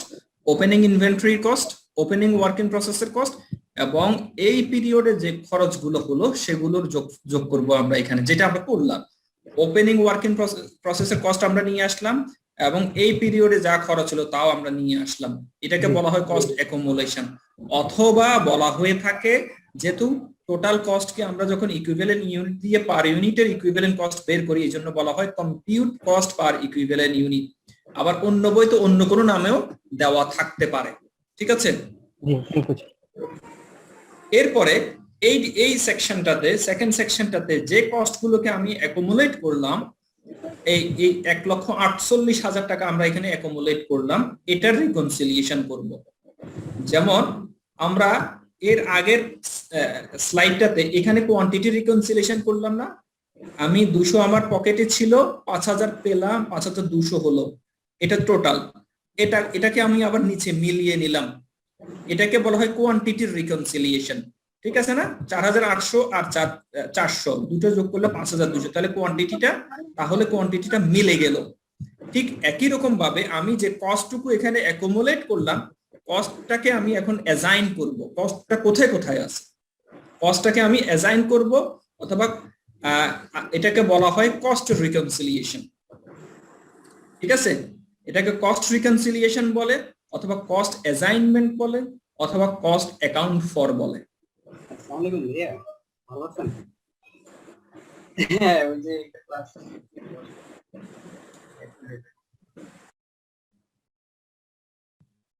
হ্যালো, আচ্ছা স্যার, কি স্যার আপনি তো স্যার যে ফিফো মেথডটা স্যার তো মনে হয় কোনো পড়ার নাই স্যার আগে এই জিনিসটা বুঝে নেন। স্যার আমি এটা নিয়ে, কারণ আমি স্যার বই দেখতেছি স্যার যে এই যে আপনি স্যার টেস্ট সিরিয়ালটা পড়তেছেন, টেস্টে সেকশন 1 সেকশন 2, এটা স্টেপ 1 স্টেপ 2, এটা স্যার বইয়ের ভিতরে ফিফো দিয়ে পড়ানো হচ্ছে স্যার।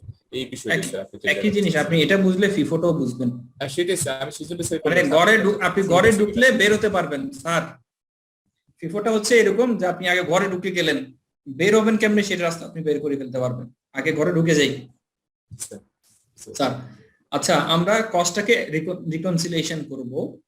এখন রিকনসিলিয়েশন করতে গেলে আমাদের মাথায় দুটো জিনিস থাকতে হবে। একটা হচ্ছে আমরা কোয়ান্টিটি শিডিউল যখন করলাম 4,800 হচ্ছে আমার কমপ্লিট হয়ে গেছে, 400 ইউনিট কমপ্লিট হয়নি। তাহলে আমি যত টাকা খরচ করলাম এই খরচটা 4,800 মধ্যে আছে, অথবা 400 যে ইনকমপ্লিট রয়ে গেছে তার যতটুকু আমি কমপ্লিট করলাম তার মধ্যে আছে, এর বাইরে যাওয়ার সুযোগ নাই। ঠিক আছে, আমি 4800 কমপ্লিট করলাম, তার ম্যাটেরিয়াল 100% কমপ্লিট, তার কনভার্সন 100% কমপ্লিট। এই 4800 ইনটু টোটাল ইউনিট কস্ট, এই 30 টাকা 14 পয়সা, এটা কোত্থেকে পেলাম? আগের সেকশন থেকে আমরা পেয়ে আসছি। এই 4800 দিয়ে যদি আমি এটাকে গুণ করে নেই, তাহলে এই 4800 ইউনিট এত টাকা কনজিউম করলো, এত টাকা তার জন্য আমি অ্যাসাইন করব। ঠিক আছে, এরপর বাকি টাকাটা কার কাছে আছে? ওই 400 ইউনিটের মধ্যে। 400 ইউনিটের মধ্যে যে যে যতটুকু কমপ্লিট করলো তার মধ্যে আছে। 160 ইউনিট কে কমপ্লিট ইকুইভ্যালেন্ট করে রাখলাম আমার হচ্ছে ম্যাটেরিয়ালের, তাহলে ম্যাটেরিয়ালের 160 ইনটু ম্যাটেরিয়ালের ইকুইভ্যালেন্ট কস্ট দিয়ে গুণ করলে পাবো। এরপর অংশটুকু হচ্ছে 100 ইনটু কনভার্সনের ইকুইভ্যালেন্ট কস্ট, যা তাকে দিয়ে গুণ করলে সেটা পাবো। তাহলে আমার কমপ্লিট করলাম যে ইউনিটগুলো তার মধ্যে আছে 1,44,066 টাকা, আর 400 ইউনিট কমপ্লিট করলাম না, সে কনজিউম করে রাখছে বা তার জন্য ইনকার্ড করলাম আমি 3,933 টাকা। এই দুটোর যোগফল হচ্ছে 1,48,000 টাকা। এই 1,48,000 টাকা আমার কোথায় ছিল, কোথায় আমরা পেয়েছিলাম? এর আগের সেকশনে আমি কস্ট করলাম হচ্ছে, কস্ট আমার ইনকার্ড করলো হচ্ছে 1,48,000 টাকা। এই 1,48,000 টাকা এই ফর্মে এই জায়গায় আছে। এটাকে বলা হয় কস্ট রিকনসিলিয়েশন। তাহলে আমাদের থার্ড পার্টটা শেষ। একটু আবার একটু রিপিট করলে ভালো হতো স্যার। আচ্ছা, এটা লিখে করতে পারলে ভালো হতো, কারণ অনেক সময় ভিজুয়ালি বোঝানো কষ্টকর হয়। বোঝা যাচ্ছে স্যার? বোঝা যাচ্ছে? জি স্যার। আচ্ছা, আমরা যদি এই পার্টটা একটু আবার দেখি নি, আমার একটা ইউনিট কমপ্লিট করতে কত টাকা খরচ হলো? 30 টাকা, 30.014। এটা তো ঠিক আছে, তাই না? জি স্যার। প্রশ্ন করতেছিলেন কে? সাইফুল সাহেব। আমার একটা ইউনিটের জন্য খরচ হলো 30.014, তাহলে 4,800 কমপ্লিট হয়ে গেছে না? তাহলে এই 30.014 দিয়ে যদি আমি 4,800 কে গুণ করি, এই টাকাটা আমার ফিনিশ গুডস এর ভিতরে রয়ে গেছে, তাই না? বা কস্ট কমপ্লিট যে ইউনিটগুলো কমপ্লিট হলো সেগুলোর মধ্যে রয়ে গেছে। আর বাকি টাকা কোথায় আসছে? ওই ওয়ার্কিং প্রসেসের মধ্যে রয়ে গেছে। বাকি টাকা ওয়ার্কিং প্রসেসের মধ্যে রয়ে গেছে, সেটাই আমরা মিলাচ্ছিলাম এখানে। আমরা যখন একটা ফরম্যাটে দিয়ে মিলাচ্ছি, ইকুইভ্যালেন্ট না লিখেও আপনি মিলাইতে পারেন যে আমার কস্ট কমপ্লিট হলো, অথবা কস্ট অ্যাকাউন্টেড করব আমি, যেটা ট্রান্সফার আউট করলাম বা যেটা কমপ্লিট করলাম সেই ইউনিটটা হচ্ছে 4,800। এই 4,800 এর মধ্যে কি কি আছে? ম্যাটেরিয়াল আছে, কনভার্সন আছে, অথবা ম্যাটেরিয়াল আছে, লেবার আছে, ওভারহেড আছে।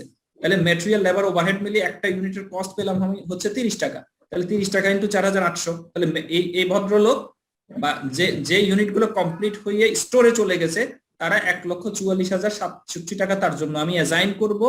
বাকি টাকা খাবে কে? 400 ইউনিট যেটা ইনকমপ্লিট প্রসেসে রয়ে গেছে, যা তার যতটুকু কমপ্লিট হলো, কতটুকু কমপ্লিট তার জন্য ইকুইভ্যালেন্ট ইউনিটগুলো কিন্তু আলাদা। আমি সেটাকে কিন্তু এক করতে পারছি না কেন? এটার ইকুইভ্যালেন্ট ইউনিট আলাদা। আবার আপনি প্রশ্ন করতে পারেন যে এই 4,800 জন্য আলাদা আলাদা গুণ করে বের করা যাবে 4,800 ইন্টু 15.524, 4,800 ইন্টু 14 যা হয় তা আলাদাভাবে আমি করতে পারি। হ্যাঁ, সেক্ষেত্রে আমার একটু কষ্ট বাড়বে, আলটিমেট রেজাল্ট তাই যা হবে তাই। তাহলে 400 ইউনিটের মধ্যে 160টা কমপ্লিট, 160 ইন্টু 15 টাকা সামথিং, 100 ইন্টু হচ্ছে 14 টাকা সামথিং গুণ করলে এই 400 ইউনিট 3,933 টাকা কনজিউম করলো, সে এত টাকা খেয়ে বসে আছে।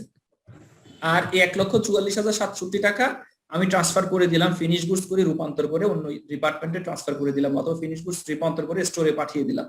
তাহলে আমার যে 1,48,000 টাকা খরচ হলো, ফিনিশ গুডস এর লোকজন, আমি যেটা কমপ্লিট করলাম সে 1,44,000 টাকা খেলো, আর 3,900 টাকা এই ভদ্রলোক খেয়ে বসে আছেন। তাহলে টোটাল যোগ করলে 1,48,000। কোনটা? এই দুটা যোগফল 1,44,000 আর 3,900। আবার আর বুঝাইতে হবে? না ক্লিয়ার স্যার। জি স্যার, বুঝতে পারছি স্যার। মানে স্যার 1,40,000 এটা হচ্ছে ফিনিশড গুডস আর এটা হচ্ছে প্রসেসিং। জি জি জি, প্রসেসের মধ্যে যে আমি 400 ইউনিট কাজ করলাম তার মধ্যে এই টাকাটা আমি অ্যাসাইন করব, তার জন্য এই টাকাটা আমি অ্যাসাইন করব। Thank you. তাহলে এই তিনটা সেকশন যদি আমরা বুঝে যাই, আমাদের প্রসেস কস্টিং বোঝা শেষ।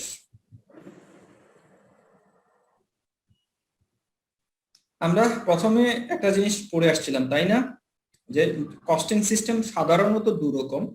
Typically process costing system two types, one হচ্ছে job, another one is process. আর এর বাইরে নতুন একটা কস্টিং সিস্টেম বের হয়েছে, সেটার নাম হচ্ছে অপারেশন কস্টিং। এটা আরেকটা সিস্টেম, এটা একটা হাইব্রিড সিস্টেম। এই ক্ষেত্রে এই কস্টিং সিস্টেম দুটো কস্টিং সিস্টেমের ব্লেন্ডিং এ করা হয়ে থাকে, এই জন্য এটাকে বলা হয়ে থাকে operation costing. Operation costing employs some aspects of both job order and process costing. এই কস্টিং সিস্টেমের মধ্যে দোনোটা নেচারের কস্টিং সিস্টেম থাকে, এই জন্য এটাকে বলা হয় অপারেশন কস্টিং।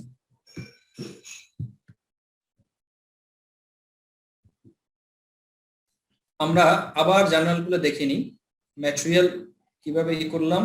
তারপরে ম্যাটেরিয়াল যদি কোনো একটা ডিপার্টমেন্টে চার্জ করে থাকি, সেই ডিপার্টমেন্ট গুলো ডেবিট হবে, ওয়ার্কিং প্রসেস ডেবিট ডিপার্টমেন্ট এ। এরপরে আমরা যদি সেখানে অন্য কোনো খরচ দেই, লেবার দেই বা অন্য যে খরচগুলো যাই সেখানে এমপ্লয় করব, সেগুলো ডেবিট হতে থাকবে।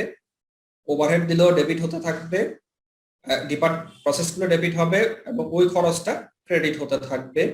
যখন কমপ্লিট, আবার যদি এরকম হয় আমি ডিপার্টমেন্ট এ তে দিলাম, বি তেও দিলাম, আবার দেখা গেল যে ডিপার্টমেন্ট এ থেকে ওই ফিনিশ গুডসটা আবার বি তে যায়, বি তে গিয়ে সেখানে আবার কিছু কাজ হয়ে দেন সি তে যায়, তারপরে কমপ্লিট হয়। সেক্ষেত্রে যে ডিপার্টমেন্ট গ্রহণ করবে সে ডেবিট, যিনি রিলিজ করে দিবেন তিনি ক্রেডিট। আমরা এগুলো শিখে আসছি। যদি ডিপার্টমেন্ট বি তে গিয়ে প্রসেসটা কমপ্লিট হয়, প্রসেস যদি কমপ্লিট হয়ে যায় দেন ফিনিশ গুডস এ রূপান্তরিত হবে, finish goods debit, finish goods এ রূপান্তরিত হয়ে সেটা স্টোরে চলে যাবে এবং প্রসেস যখন রিলিজ করে দিবে, প্রসেস যখন কমপ্লিট হয়ে যাবে তখন প্রসেসটা ক্রেডিট হবে। আবার আমরা জানি যখন আমার ফিনিশ গুডস স্টোরে থাকবে, আমি যদি ওই ফিনিশ গুডসটা বিক্রি করে দিই তাহলে দুটো এন্ট্রি। নাম্বার ওয়ান হচ্ছে সেলস এর এন্ট্রি, আমরা সবাই জানি রিসিভেবল ডেবিট, সেলস ক্রেডিট। আর যখন সেলস এর এন্ট্রি দিই, ফিনিশ গুডস কিন্তু স্টোরে থেকে যায়, স্টোর থেকে যাচ্ছে না, তখন আমাকে কি করতে হবে, আরেকটা এন্ট্রি দিতে হবে, কস্ট অফ গুডস ডেবিট করে ফিনিশ গুডসটাকে ডেলিভারি দিয়ে দিতে হবে। ফিনিশ গুডস ডেলিভারি দিবে মানে ক্রেডিট হয়ে যাবে। শেষ। স্যার হচ্ছে স্যালারিজ এন্ড ওয়েজেস এর ওইটা জার্নালটা আগে দেখালে ভালো হতো। আর দেখান লাগবে না, আপনি স্যালারি পেমেন্ট করলেন, জার্নালটা বলেন স্যার। আপনি স্যালারি পেমেন্ট করলেন, জার্নালটা ক্যাশ কি হবে? ক্রেডিট আর salary expense debit sir. Cash credit, salary expense debit sir. আচ্ছা, হতে পারে। আপনি স্যার, ক্যাশ ক্রেডিট করলেন না, পেয়েবল করলেন, আপনি পেমেন্ট স্যার করলেন পেমেন্ট ডিউটি হবে না স্যার? হ্যাঁ জি স্যার। তো আপনি যদি পেমেন্ট না করে থাকেন, আপনি যে মাস শেষে গিয়ে আপনি এটার একটা আপনি কি বলেন, এটাকে আমরা অ্যাকাউন্ট ফর করে রেখে দিলাম, তখন আমরা কি করব, salary Recording stopped. Provision salary, system, sorry payable দিব স্যার। প্রভিশন স্যার, প্রভিশন করে রাখছি। প্রভিশন করে রাখলাম, আমি অ্যাকাউন্ট ফর করে রাখলাম মানে প্রভিশন করে রাখলাম, তখন আপনি পেয়েবল করে রাখবেন। আচ্ছা, আমরা যখন ম্যানুফ্যাকচারিং অ্যাকাউন্টস করি, স্যালারি ঠিকই রাখবো, স্যালারি ঠিকই থাকবে, Recording in progress. Manufacturing overhead slash salaries debit, salaries payable credit. যেহেতু ম্যানুফ্যাকচারিং ওভারহেড গুলোকে আমি আলাদাভাবে রাখি। আমরা যখন চার্ট অফ অ্যাকাউন্ট করিনি, আমাদেরকে এভাবে না লিখলেও চলে, কারণ আমার টপ হেডটা থাকে হচ্ছে মানে ওই কোডগুলো থাকে হচ্ছে আমার ম্যানুফ্যাকচারিং ওভারহেড। সো আমাকে ওইটা না করলেও হয়। আমরা যখন বর্তমান ইআরপি সিস্টেমে অ্যাকাউন্টিংটা করে থাকি, তখন কিন্তু আমি salary expenses debit, salaries payable credit. আমি যদি প্রভিশন না করে ডিরেক্ট পেমেন্ট করে দিই, তখন তো ব্যাংক ক্রেডিট হলো অথবা ক্যাশ ক্রেডিট হবে। ঠিক আছে স্যার, আমি বলতে চাচ্ছিলাম স্যার ওই স্যালারিটা কোন হচ্ছে ফ্যাক্টরি ডিপার্টমেন্টের নাকি হচ্ছে ওটা অ্যাডমিন ডিপার্টমেন্টের? ওটা আচ্ছা, আপনি এখানে স্যালারিসটা ডিটারমিন তো করা নাই। এটা এটা বেসিক্যালি হবে কি, আপনি প্রথমে ম্যানুফ্যাকচারিং ওভারহেড রাখবেন, যখন আপনি অ্যাপ্লাই করবেন আপনি কিন্তু আলাদা আলাদা ভাবে কাকে কতটুকু দিবেন সবগুলো যোগ করে যার যতটুকু প্রযোজ্য সেই হিসাবে অ্যাপ্লাই করতেছেন। এটা কি আপনার প্রশ্ন? স্যার আমি বলছিলাম যে যদি স্যালারি ওয়েজেসটা যদি স্যার ইয়ের হয়, যদি ফ্যাক্টরির হয়, তার মানে এটা ওভারহেড ধরে যদি ধরি তাহলে ভাই আমরা তো ওভারহেড নিয়ে আমরা আলোচনা করতেছি। ওভারহেড হিসেবে আমরা সবগুলোকে রেকর্ড করব, যখন অ্যাপ্লাই করব তখন তো অন্য পলিসিও অবলম্বন করে আমরা অ্যাপ্লাই করব। যার যতটুকু প্রযোজ্য, যে যতটুকু কনজাম্পশন করলেন সেই হিসাবে তাকে আমি দিতে থাকবো। তখন ম্যানুফ্যাকচারিং ওয়ার্কিং প্রসেস ডেবিট, এ হলে একটা এর জন্য, বি হলে বি এরটা ততটুকু তার জন্য, দেন ওভারহেডটা ক্রেডিট করে দেবো। মানে আমরা আগেরটাই যেটা করে আসতাম স্যার হচ্ছে যে যদি কেমন হয় সুপারভাইজারের স্যালারি হয় সেক্ষেত্রে আমরা এটা হচ্ছে মানে ম্যানুফ্যাকচারিং ওভারহেডকে ডেবিট করছি আর হচ্ছে স্যার ওই স্যালারি পেয়েবলটা ক্রেডিট করলাম। এখানে স্যার ওয়ার্কিং প্রসেসটা দেখলাম স্যার ডেবিট করা, এরকম দেখলাম স্যার। এখানে ওয়ার্কিং প্রসেসটা ডেবিট করা দেখলাম মেবি। কোথায়?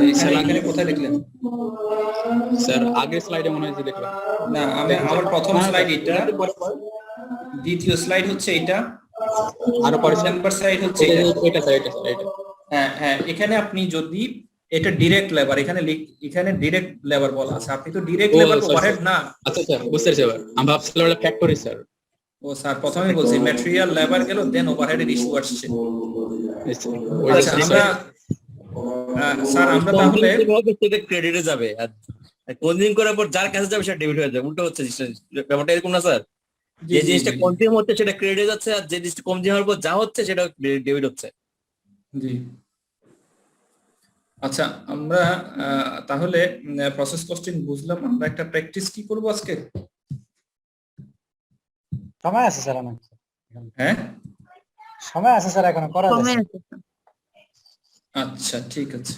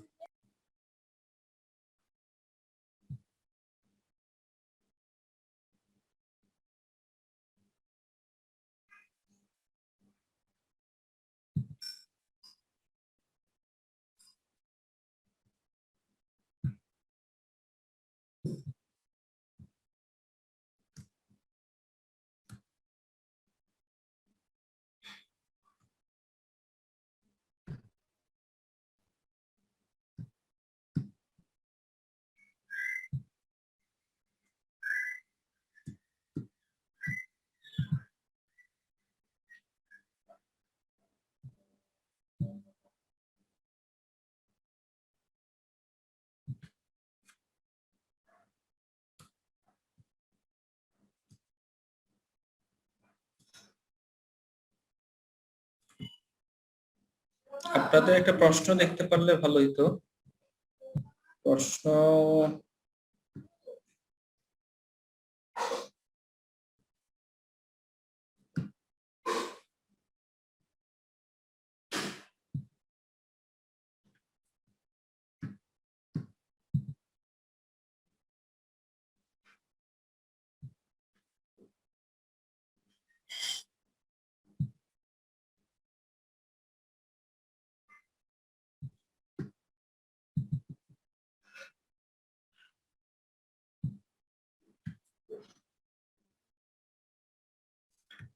আচ্ছা, হ্যাঁ, যেই প্রশ্ন হোক না কেন এটা একটু আমরা দেখিনি। আগে প্রশ্নটা দেখে নিই আমরা। এসকিউ কোম্পানি, এটা অন্য একটা পরীক্ষায় আসছিল, একটু প্রশ্নটা একটু বড় আছে।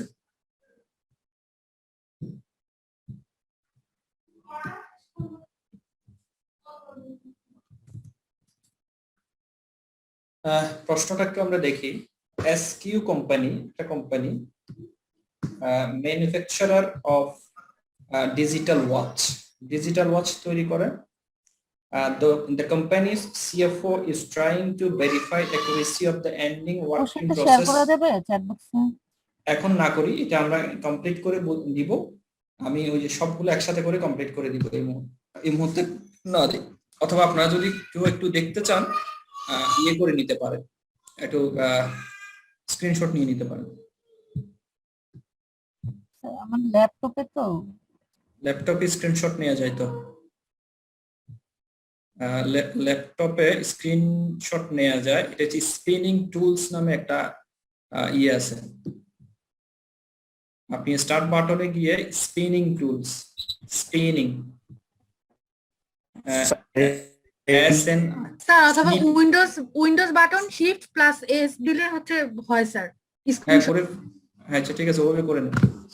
আচ্ছা, কিবোর্ডের উপরেও একটা ইয়া থাকে, স্ক্রিনশটের একটা ইয়া থাকে। আচ্ছা আমরা প্রশ্নটা করিনি। আপু আরেকবার বলেন তো।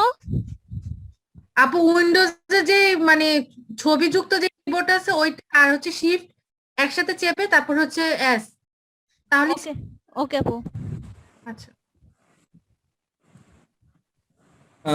আমরা এটা একটু বড় অঙ্ক, আমরা এই নিচের পার্টটুকু একটু দেখি, উপরেরটা আমরা একটু পরে দেখব। আমরা প্রশ্ন বোঝার সাথে একটু সাজিয়ে নিচ্ছি নিজেদের মতো। প্রশ্নটা আমরা একটু দেখি আগে। ওয়ার্কিং প্রসেস জানুয়ারি 1, 2 লক্ষ ইউনিট, যার ম্যাটেরিয়াল কস্ট হচ্ছে 2 লক্ষ টাকা, লেবার কস্ট হচ্ছে 3,15,000 টাকা। ওপেনিং ইনভেন্টরিটা আমরা দেখলাম, ওপেনিং ওয়ার্কিং প্রসেস। আচ্ছা এর মধ্যে 80% কমপ্লিট করা আছে এস টু লেবার এবং ওভারহেড। এখানে অঙ্কের লজিক সম্ভবত উপরেটা আমরা করি নেই, ম্যাটেরিয়ালটা ওপেনিং এ অ্যাড করে দেওয়া হয়। যদি ওপেনিং এ ম্যাটেরিয়ালটা দিয়ে দেওয়া হয় তাহলে ম্যাটেরিয়াল 100% দিয়ে দেওয়া আছে। এরপরের পার্টটুকু আমরা দেখি। 2 লক্ষ ইউনিট আমার ওপেনিং ছিল, আরো 10 লক্ষ ইউনিট আমি এই পিরিয়ডে স্টার্ট করলাম। এই 10 লক্ষ ইউনিটের জন্য কস্ট কত টাকা অ্যাড হলো? ম্যাটেরিয়াল কস্ট হচ্ছে 13 লক্ষ টাকা, লেবার কস্ট হচ্ছে 19,95,000 টাকার। তাহলে এই দুটো কস্টের ইনফরমেশন আমরা জানলাম। আরেকটা জিনিস জানতেছি আমরা হচ্ছে units completed during the year হচ্ছে 9 লাখ। তাহলে আমরা যদি কোয়ান্টিটির দিকে একটু চেহারাটা দেখি বা কোয়ান্টিটিটা আমরা মিলাইতে যাই, আমাদের প্রশ্ন আমরা জানি হচ্ছে যে ওপেনিং যে কোয়ান্টিটি থাকবে তার সাথে আমি যা স্টার্ট করলাম যুক্ত হবে। তাহলে আমার কাছে ওপেনিং ছিল 2 লক্ষ, 10 লক্ষ আমি নতুন করে যুক্ত করলাম হলো 12 লক্ষ। 9 লক্ষ ইউনিট আমি কমপ্লিট করলাম, তাহলে 12 লক্ষ থেকে 9 লক্ষ চলে গেলে আর থাকে 3 লক্ষ। তাহলে আমার কোয়ান্টিটি কি আমরা মিলাইতে পারবো? প্রশ্নটা আমরা ইজি ওয়েতে বোঝার জন্য, পুরোটা পড়তে গেলে অনেকটুকু সময় লাগবে। আমরা কোয়ান্টিটি মিলাই ফেললাম। এখন আমরা দেখি আমরা যে সলিউশন করলাম কোয়ান্টিটি মিলে কিনা।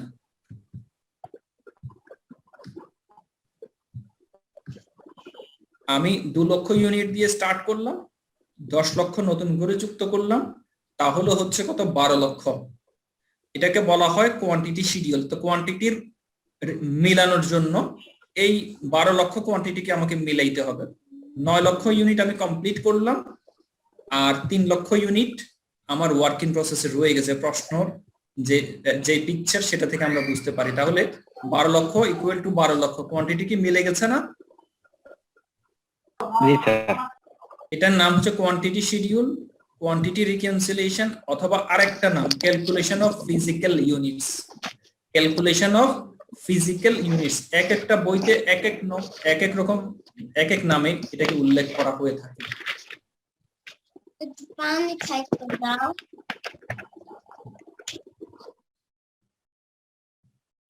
আচ্ছা আমরা যদি 3টা পার্টে করতে যাই, প্রথম পার্টের কিছু অংশ আমরা করে ফেললাম, এরপরে আমাদেরকে করতে হবে হচ্ছে ইকুইভ্যালেন্ট ইউনিট বের করতে হবে। আমরা জানি যে আমি যেটা ট্রান্সফার আউট করলাম অথবা কমপ্লিটেড করলাম অথবা নেক্সট ডিপার্টমেন্টে ট্রান্সফার করলাম, এটা 100%। 9 লক্ষ ইউনিটের ম্যাটেরিয়াল 100%, লেবার 100%। এই প্রশ্নতে একটা জিনিস আমরা পড়লে আর একটু দেখতে পাবো যে ওভারহেডটা আলাদাভাবে দেওয়া আছে, ওভারহেডটা আলাদাভাবে বলা আছে। আমরা প্রশ্নটা পড়িনি। ম্যাটেরিয়াল, লেবার এবং ওভারহেডটা আলাদাভাবে উল্লেখ করা আছে, আমরা এটা পড়ি নেই।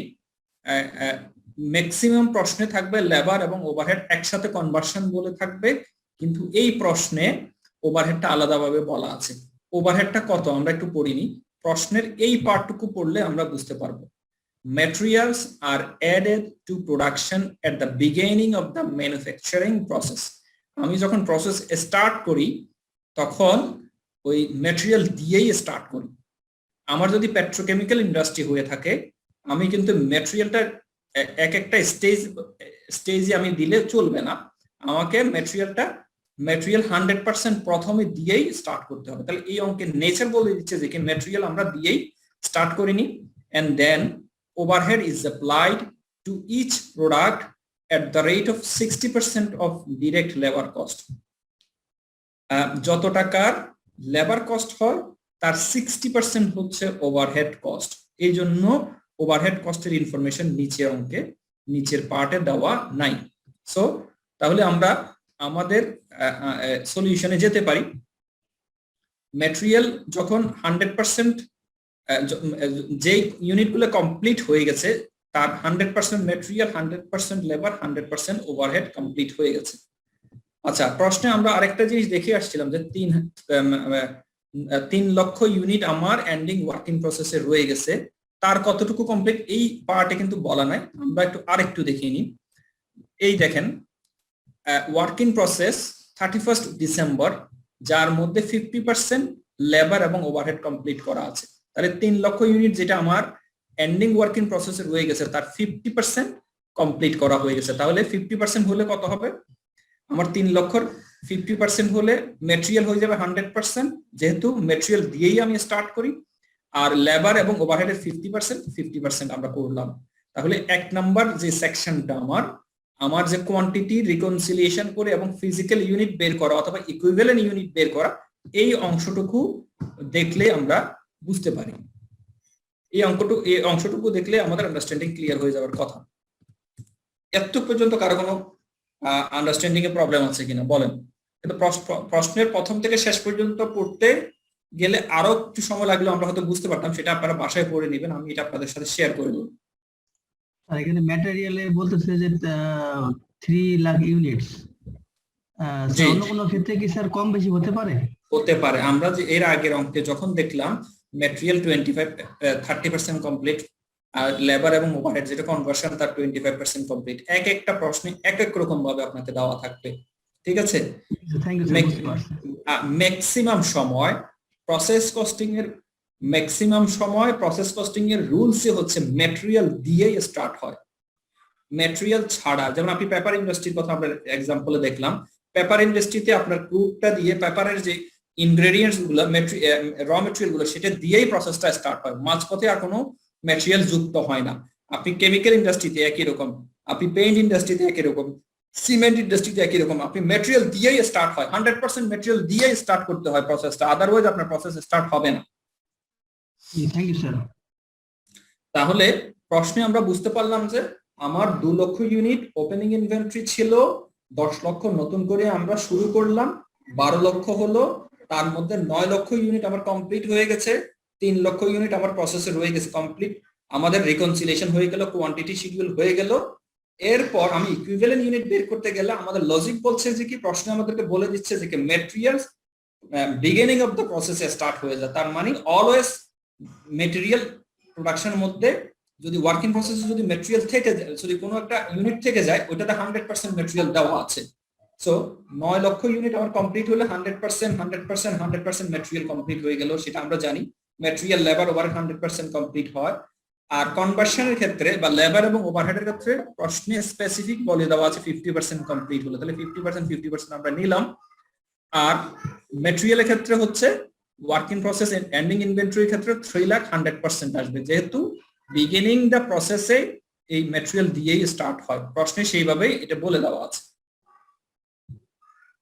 আচ্ছা, এরপর প্রশ্নের আমরা এটা প্রশ্ন দেখে আমরা এর পরের পার্টটুকু আমরা যদি করতে যাই, পরের পার্ট হচ্ছে কস্টগুলোকে আমরা অ্যাকুমুলেট করব। স্যার এখানে যে লেখা আছে working process January 80% completed as to labour and overhead, এখানে যে ইনফরমেশনটা দেওয়া আছে এটা তো মানে দরকার নেই না, যে ম্যাটেরিয়াল 2 লাখ আর লেবার 3 লাখ 15। এটার দরকার নাই, এটা দরকার আছে যদি আমরা FIFO মেথডে করে থাকি। আমরা যেহেতু এভারেজ মেথড করে নিচ্ছি সেহেতু এটা আমাদের দরকার নাই। এটা স্যার আমাদের কি ইনফরমেশন দিল যে বিগিনিং এ কি হয়েছিল কমপ্লিট কনভার্সন, জি, জি, জি। টোটালটা তো কনভার্সন স্যার, এটা টোটালটা তো জি জি কনভার্সন। এটা না, এই অংশটুকু যদি নাও বলা থাকতো আপনার অঙ্কটা করতে কোনো সমস্যা হতো না। ঠিক স্যার আছে। লেবার এবং ওভারহেড দ্বারা তো স্যার আমাদের 80% কনভার্সনকেই বোঝানো হচ্ছে স্যার। না আমি হ্যাঁ। জানলাম আর কি, জানলাম। আমি যদি এটা নাও জানতাম আমার অঙ্ক করতে সমস্যা হতো না। আমি ওপেনিং ওয়ার্কিং প্রসেসে কতটুকু কমপ্লিট করা আছে কনভার্সনে তা যদি জানলেও আমার কি ইস্যু, না জানলেও ইস্যু, কোনো ইস্যু নেই আমার। স্যার এখানে যদি না লেখা থাকতো যে মানে লেবার এন্ড ওভারহেডের কথা যদি লেখা থাকতো যে 80% কমপ্লিট, এখান তাহলে থেকে কি আমরা স্যার ইউনিটটা কি 80% নিতাম নাকি? না নিতাম না। আমরা তো বারবার বলতেছি আমরা ইকুইভ্যালেন্ট ইউনিট করার জন্য আমরা যে সূত্র জানি এর বাইরে আমরা যাব না, এটা আমরা মুখস্থ করে ফেলছি। মুখস্থটা হচ্ছে কি স্যার এখানে স্যার এখানে মানে হচ্ছে এই বছরের টুকু আসবে, এই বছরে আমরা কি করছি সেটা আসবে, গত বছর সামনের বছর এগুলো আসবে না। ভাই বারবার বলতেছি যে ওই জিনিসগুলো ভুলে যান, ওপেনিং ওয়ার্কিং প্রসেস মাথা থেকে ফেলে দেন, ওইটা অন্য একটা লজিক দিয়ে করতে হবে। এই বছর কি করছি না করছি এটা আমার মাথায় নেওয়ার দরকার নাই। আমার কত বছরে কি করলাম, এই বছরে কি করলাম, ওয়ার্কিং প্রসেসে কি হয়েছে না হয়েছে কোনো কিছু মাথায় রাখার দরকার নাই, শুধু কোয়ান্টিটি দরকার। আর এই পিরিয়ডে আমি কি করলাম সেটা আমার জানা দরকার, বাকিটা আমার জানার দরকার নাই। বারবার বলতেছি, এটা প্রথম থেকে বলে আসতেছি ভাই, এটার কোনো ইমপ্লিকেশনস আমার এই ওয়েটেড এভারেজ মেথডে নাই। আপনাদেরকে কনফিউজ করার জন্য এই জিনিসটা দেওয়া হবে। প্রশ্নটা আপনাদেরকে সব একদম মানে ইজি করে দিবে না, এই জিনিস মাথা থেকে ফেলে দেন। ঠিক আছে ভাই? স্যার আমি বুঝতে পারছি স্যার, ওদের কোশ্চেনের ইয়াতে বললাম স্যার। ভাই এখন যাদের মাথায় কোশ্চেন আসছে, বারবার বলতেছি, আমি যদি এখন এই জিনিসটাকে কনসিডারেশনে নিয়ে অঙ্কটা করতে যাই, আপনারা টোটাল জিনিসটাকে একদম গোবলেট বানাই ফেলবেন। এই জন্য বলতেছি যে ওপেনিং ওয়ার্কিং প্রসেসের কত পার্সেন্ট কমপ্লিট হলো হলো না আমার মাথা ব্যথা নেওয়ার দরকার নাই, শেষ। আমার ইস্যু হচ্ছে এন্ডিং ওয়ার্কিং প্রসেস নিয়ে, আমি কত ইউনিট কমপ্লিট করলাম এবং এন্ডিং ওয়ার্কিং প্রসেসের কতটুকু কমপ্লিট করলাম, এটাই হচ্ছে আমার চিন্তার বিষয়। অন্য কিছু আমার মাথায় চিন্তা আনার দরকার নেই। আমরা তো সূত্র জানি, এর বাইরে আমি গেলে আবার আরেকটা জিনিস তো চলে আসবে। তাহলে আমাদের সূত্র অনুসারে আমরা এটা জানলাম। এরপরের পার্টটুকুতে আমরা যদি যাই, আমরা এরপরের পার্ট হচ্ছে কি, আমি কস্ট কত ইনকার্ট করলাম বা কস্ট গুলোকে আমি এখানে জড়ো করব।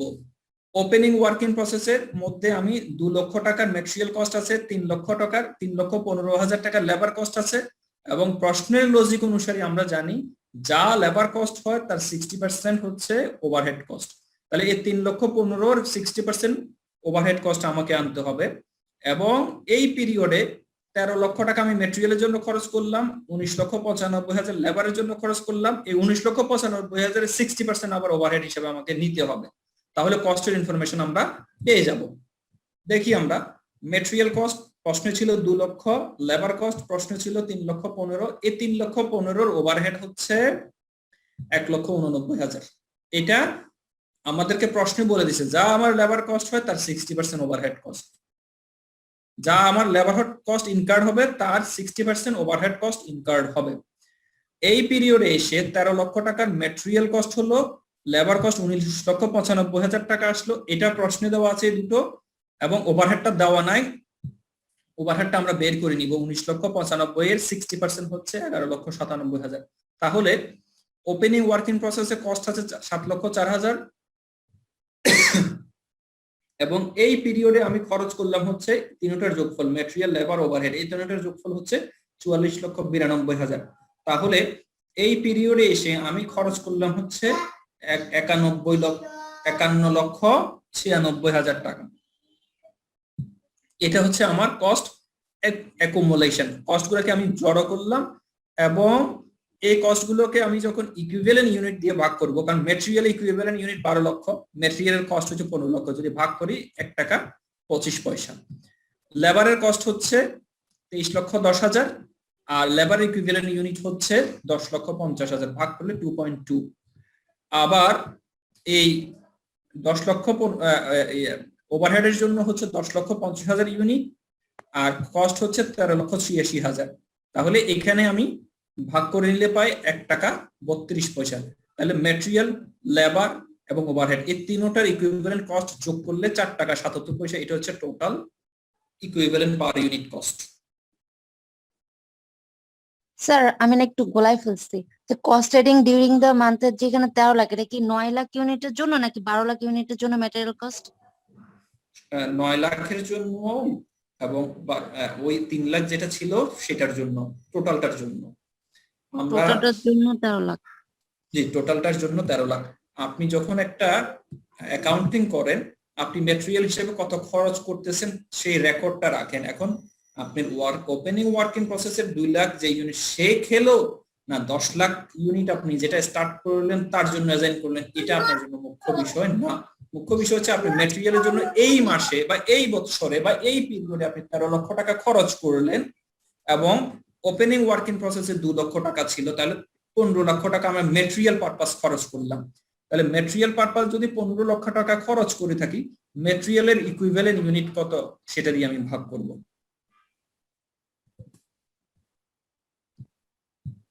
আচ্ছা, এবার বলেন আপনাদের এই পার্টে আর কারো কোনো প্রশ্ন আছে কিনা? আগের যে অঙ্কটা করলাম তার সাথে এখানে একটা জিনিস নতুনত্ব, আগে ছিল কনভার্সন, এখানে লেবার এবং ওভারহেড আলাদা আলাদা ভাবে দেওয়া আছে।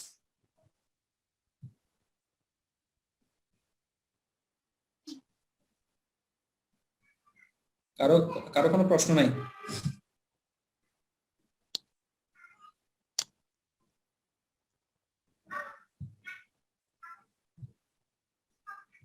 আমরা কি তাহলে সামনে যেতে পারি? পরের সেকশনটা যাব আমরা। পরের সেকশনে যান স্যার। আচ্ছা, এই 91,96,500 টাকা আমার যে কস্ট ইনকার্ড আমরা করলাম, খরচ করলাম, এই টাকাটা কোথায় কোথায় আছে? কোথায় আছে? আমি যেটা কমপ্লিট করলাম, যে ইউনিটগুলো আমি কমপ্লিট করলাম 9 লক্ষ ইউনিট, তার মধ্যে আছে 9 লক্ষ ইউনিটের মধ্যে আছে। আমি বলছি তো কথা শুনলি না কেন? লক দিবা 9 লক্ষ ইউনিটের মধ্যে আমার আছে এই টাকাটা, এবং আর বাকি টাকাটা আছে 3 লক্ষ ইউনিটের মধ্যে। 3 লক্ষ ইউনিটের আমি যতটুকু ম্যাটেরিয়াল করলাম ততটুকু নিব, যতটুকু লেবার নিলাম খরচ করলাম ততটুকু নিব, এবং যতটুকু ওভারহেড খরচ করলাম ততটুকুর জন্য নিব। এই ইকুইভ্যালেন্ট কিন্তু আমার প্রশ্নে দেওয়া আছে। এখানে দেখেন ম্যাটেরিয়াল হচ্ছে আমার 9 লক্ষ, সরি আমি কমপ্লিট করলাম হচ্ছে 9 লক্ষ ইউনিট। 9 লক্ষ ইউনিট ইনটু 4.77 গুণ করলে এই 42 লক্ষ 93,000, 42 লক্ষ 93,000। ঠিক আছে, আমরা আবার আলাদা ভাবে করতে পারতাম 9 লক্ষ ইনটু 1.5, 9 লক্ষ ইনটু 2.7, 9 লক্ষ ইনটু 1.32, এভাবে করতে পারতাম। এভাবে না করে আমরা আলাদাভাবে না করে এক সিঙ্গেল হ্যান্ডে করতে পারি। কিভাবে করতে পারি? 4 টাকা 77 পয়সা হচ্ছে একটা ইউনিটের কস্ট, একটা ইউনিটের টোটাল কস্ট। এটাকে দিয়ে যদি আমরা 9 লক্ষকে গুণ করি, তাহলে আমার এই 9 লক্ষ ইউনিট 42,93,000 টাকা তার জন্য আমি অ্যাসাইন করব, বা সে এতটুকু কনজিউম করলো। আর বাকি টাকাটা কার কাছে আছে? এন্ডিং ইনভেন্টরির কাছে আছে। এন্ডিং ইনভেন্টরি কত? 3 লাখ। এই 3 লাখের মধ্যে ম্যাটেরিয়াল কিন্তু 100% দেওয়া, তাহলে 3 লাখ ইনটু 1.2। আমরা এই ইকুইভ্যালেন্ট ইউনিট কোত্থেকে পেলাম? প্রথম পার্টে যে ইকুইভ্যালেন্ট ইউনিট করলাম, দেখেন ওয়ার্কিং প্রসেসের ইকুইভ্যালেন্ট ইউনিট কিন্তু 3 লাখ, লেবারের জন্য 1,50,000, ওভারহেডের জন্য 1,50,000। তাহলে 3 লাখ হচ্ছে ম্যাটেরিয়াল, লেবারের জন্য হচ্ছে 1,50,000, ওভারহেডের জন্য 1,50,000। এটা কিন্তু আমি এখানে আলাদাভাবে করিনি, এটা কিন্তু আমার আগেই করা আছে। তাহলে এই 3 লাখ দিয়ে যদি আমি ম্যাটেরিয়ালের কস্টকে গুণ করি, ম্যাটেরিয়াল কস্ট পাবো একই রকম ভাবে লেবার, একই রকম ভাবে ওভারহেড। তাহলে ম্যাটেরিয়াল, লেবার, ওভারহেড এই 3 লক্ষ ইউনিটের জন্য টোটাল উনি 9,03,000 টাকা কনজিউম। ওয়ার্কিং প্রসেসের জন্য আমি 9,03,000 টাকা করব।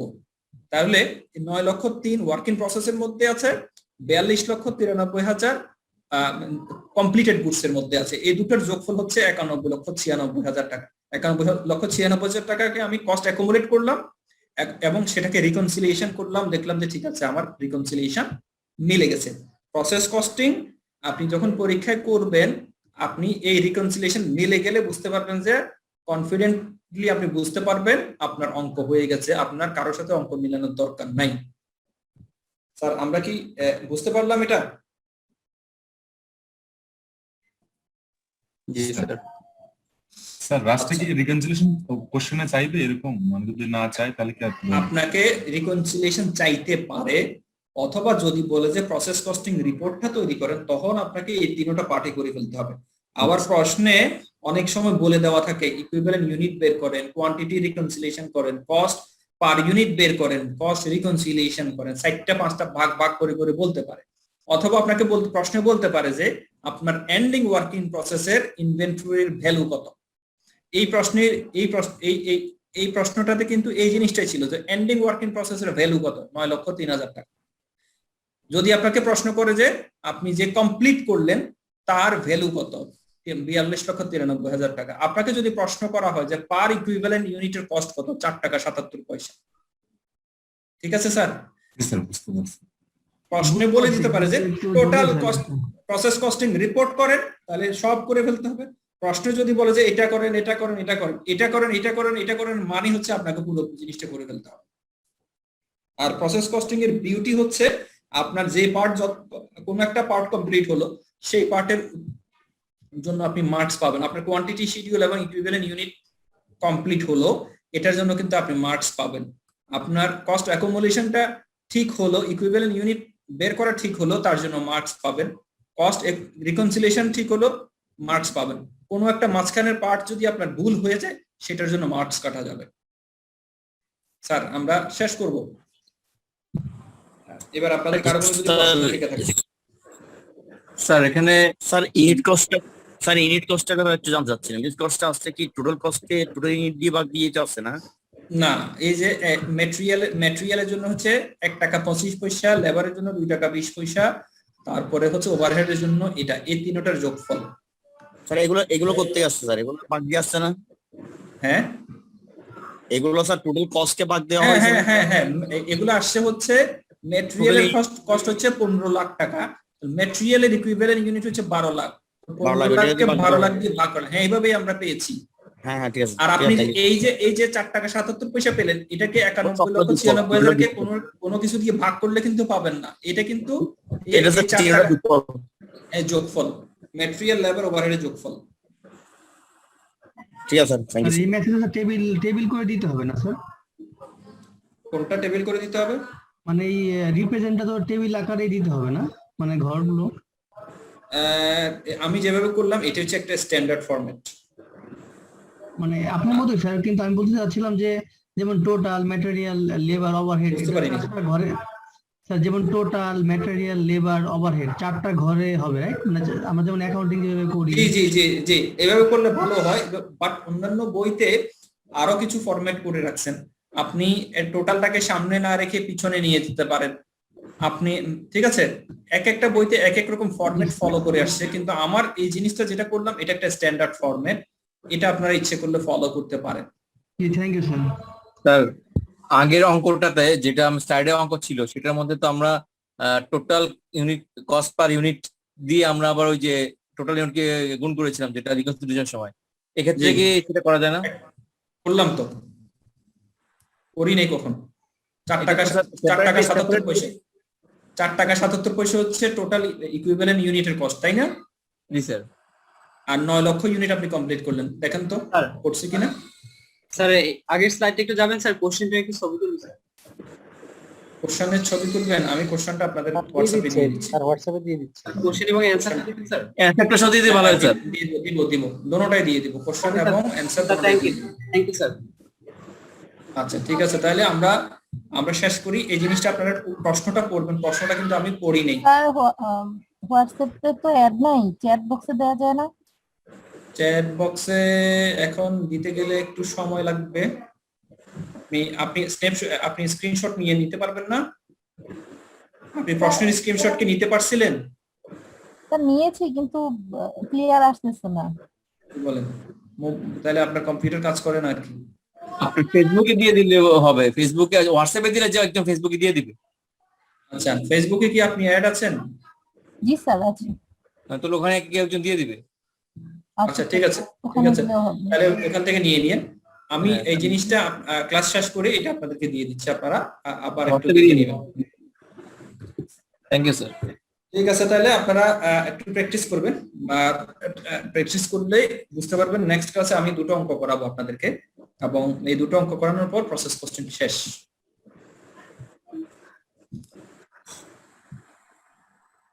তো ঠিক আছে স্যার, আমরা আজকের মতো শেষ করি। Thank you. আসসালামু আলাইকুম। আসসালামু আলাইকুম। স্যার আসসালামু আলাইকুম।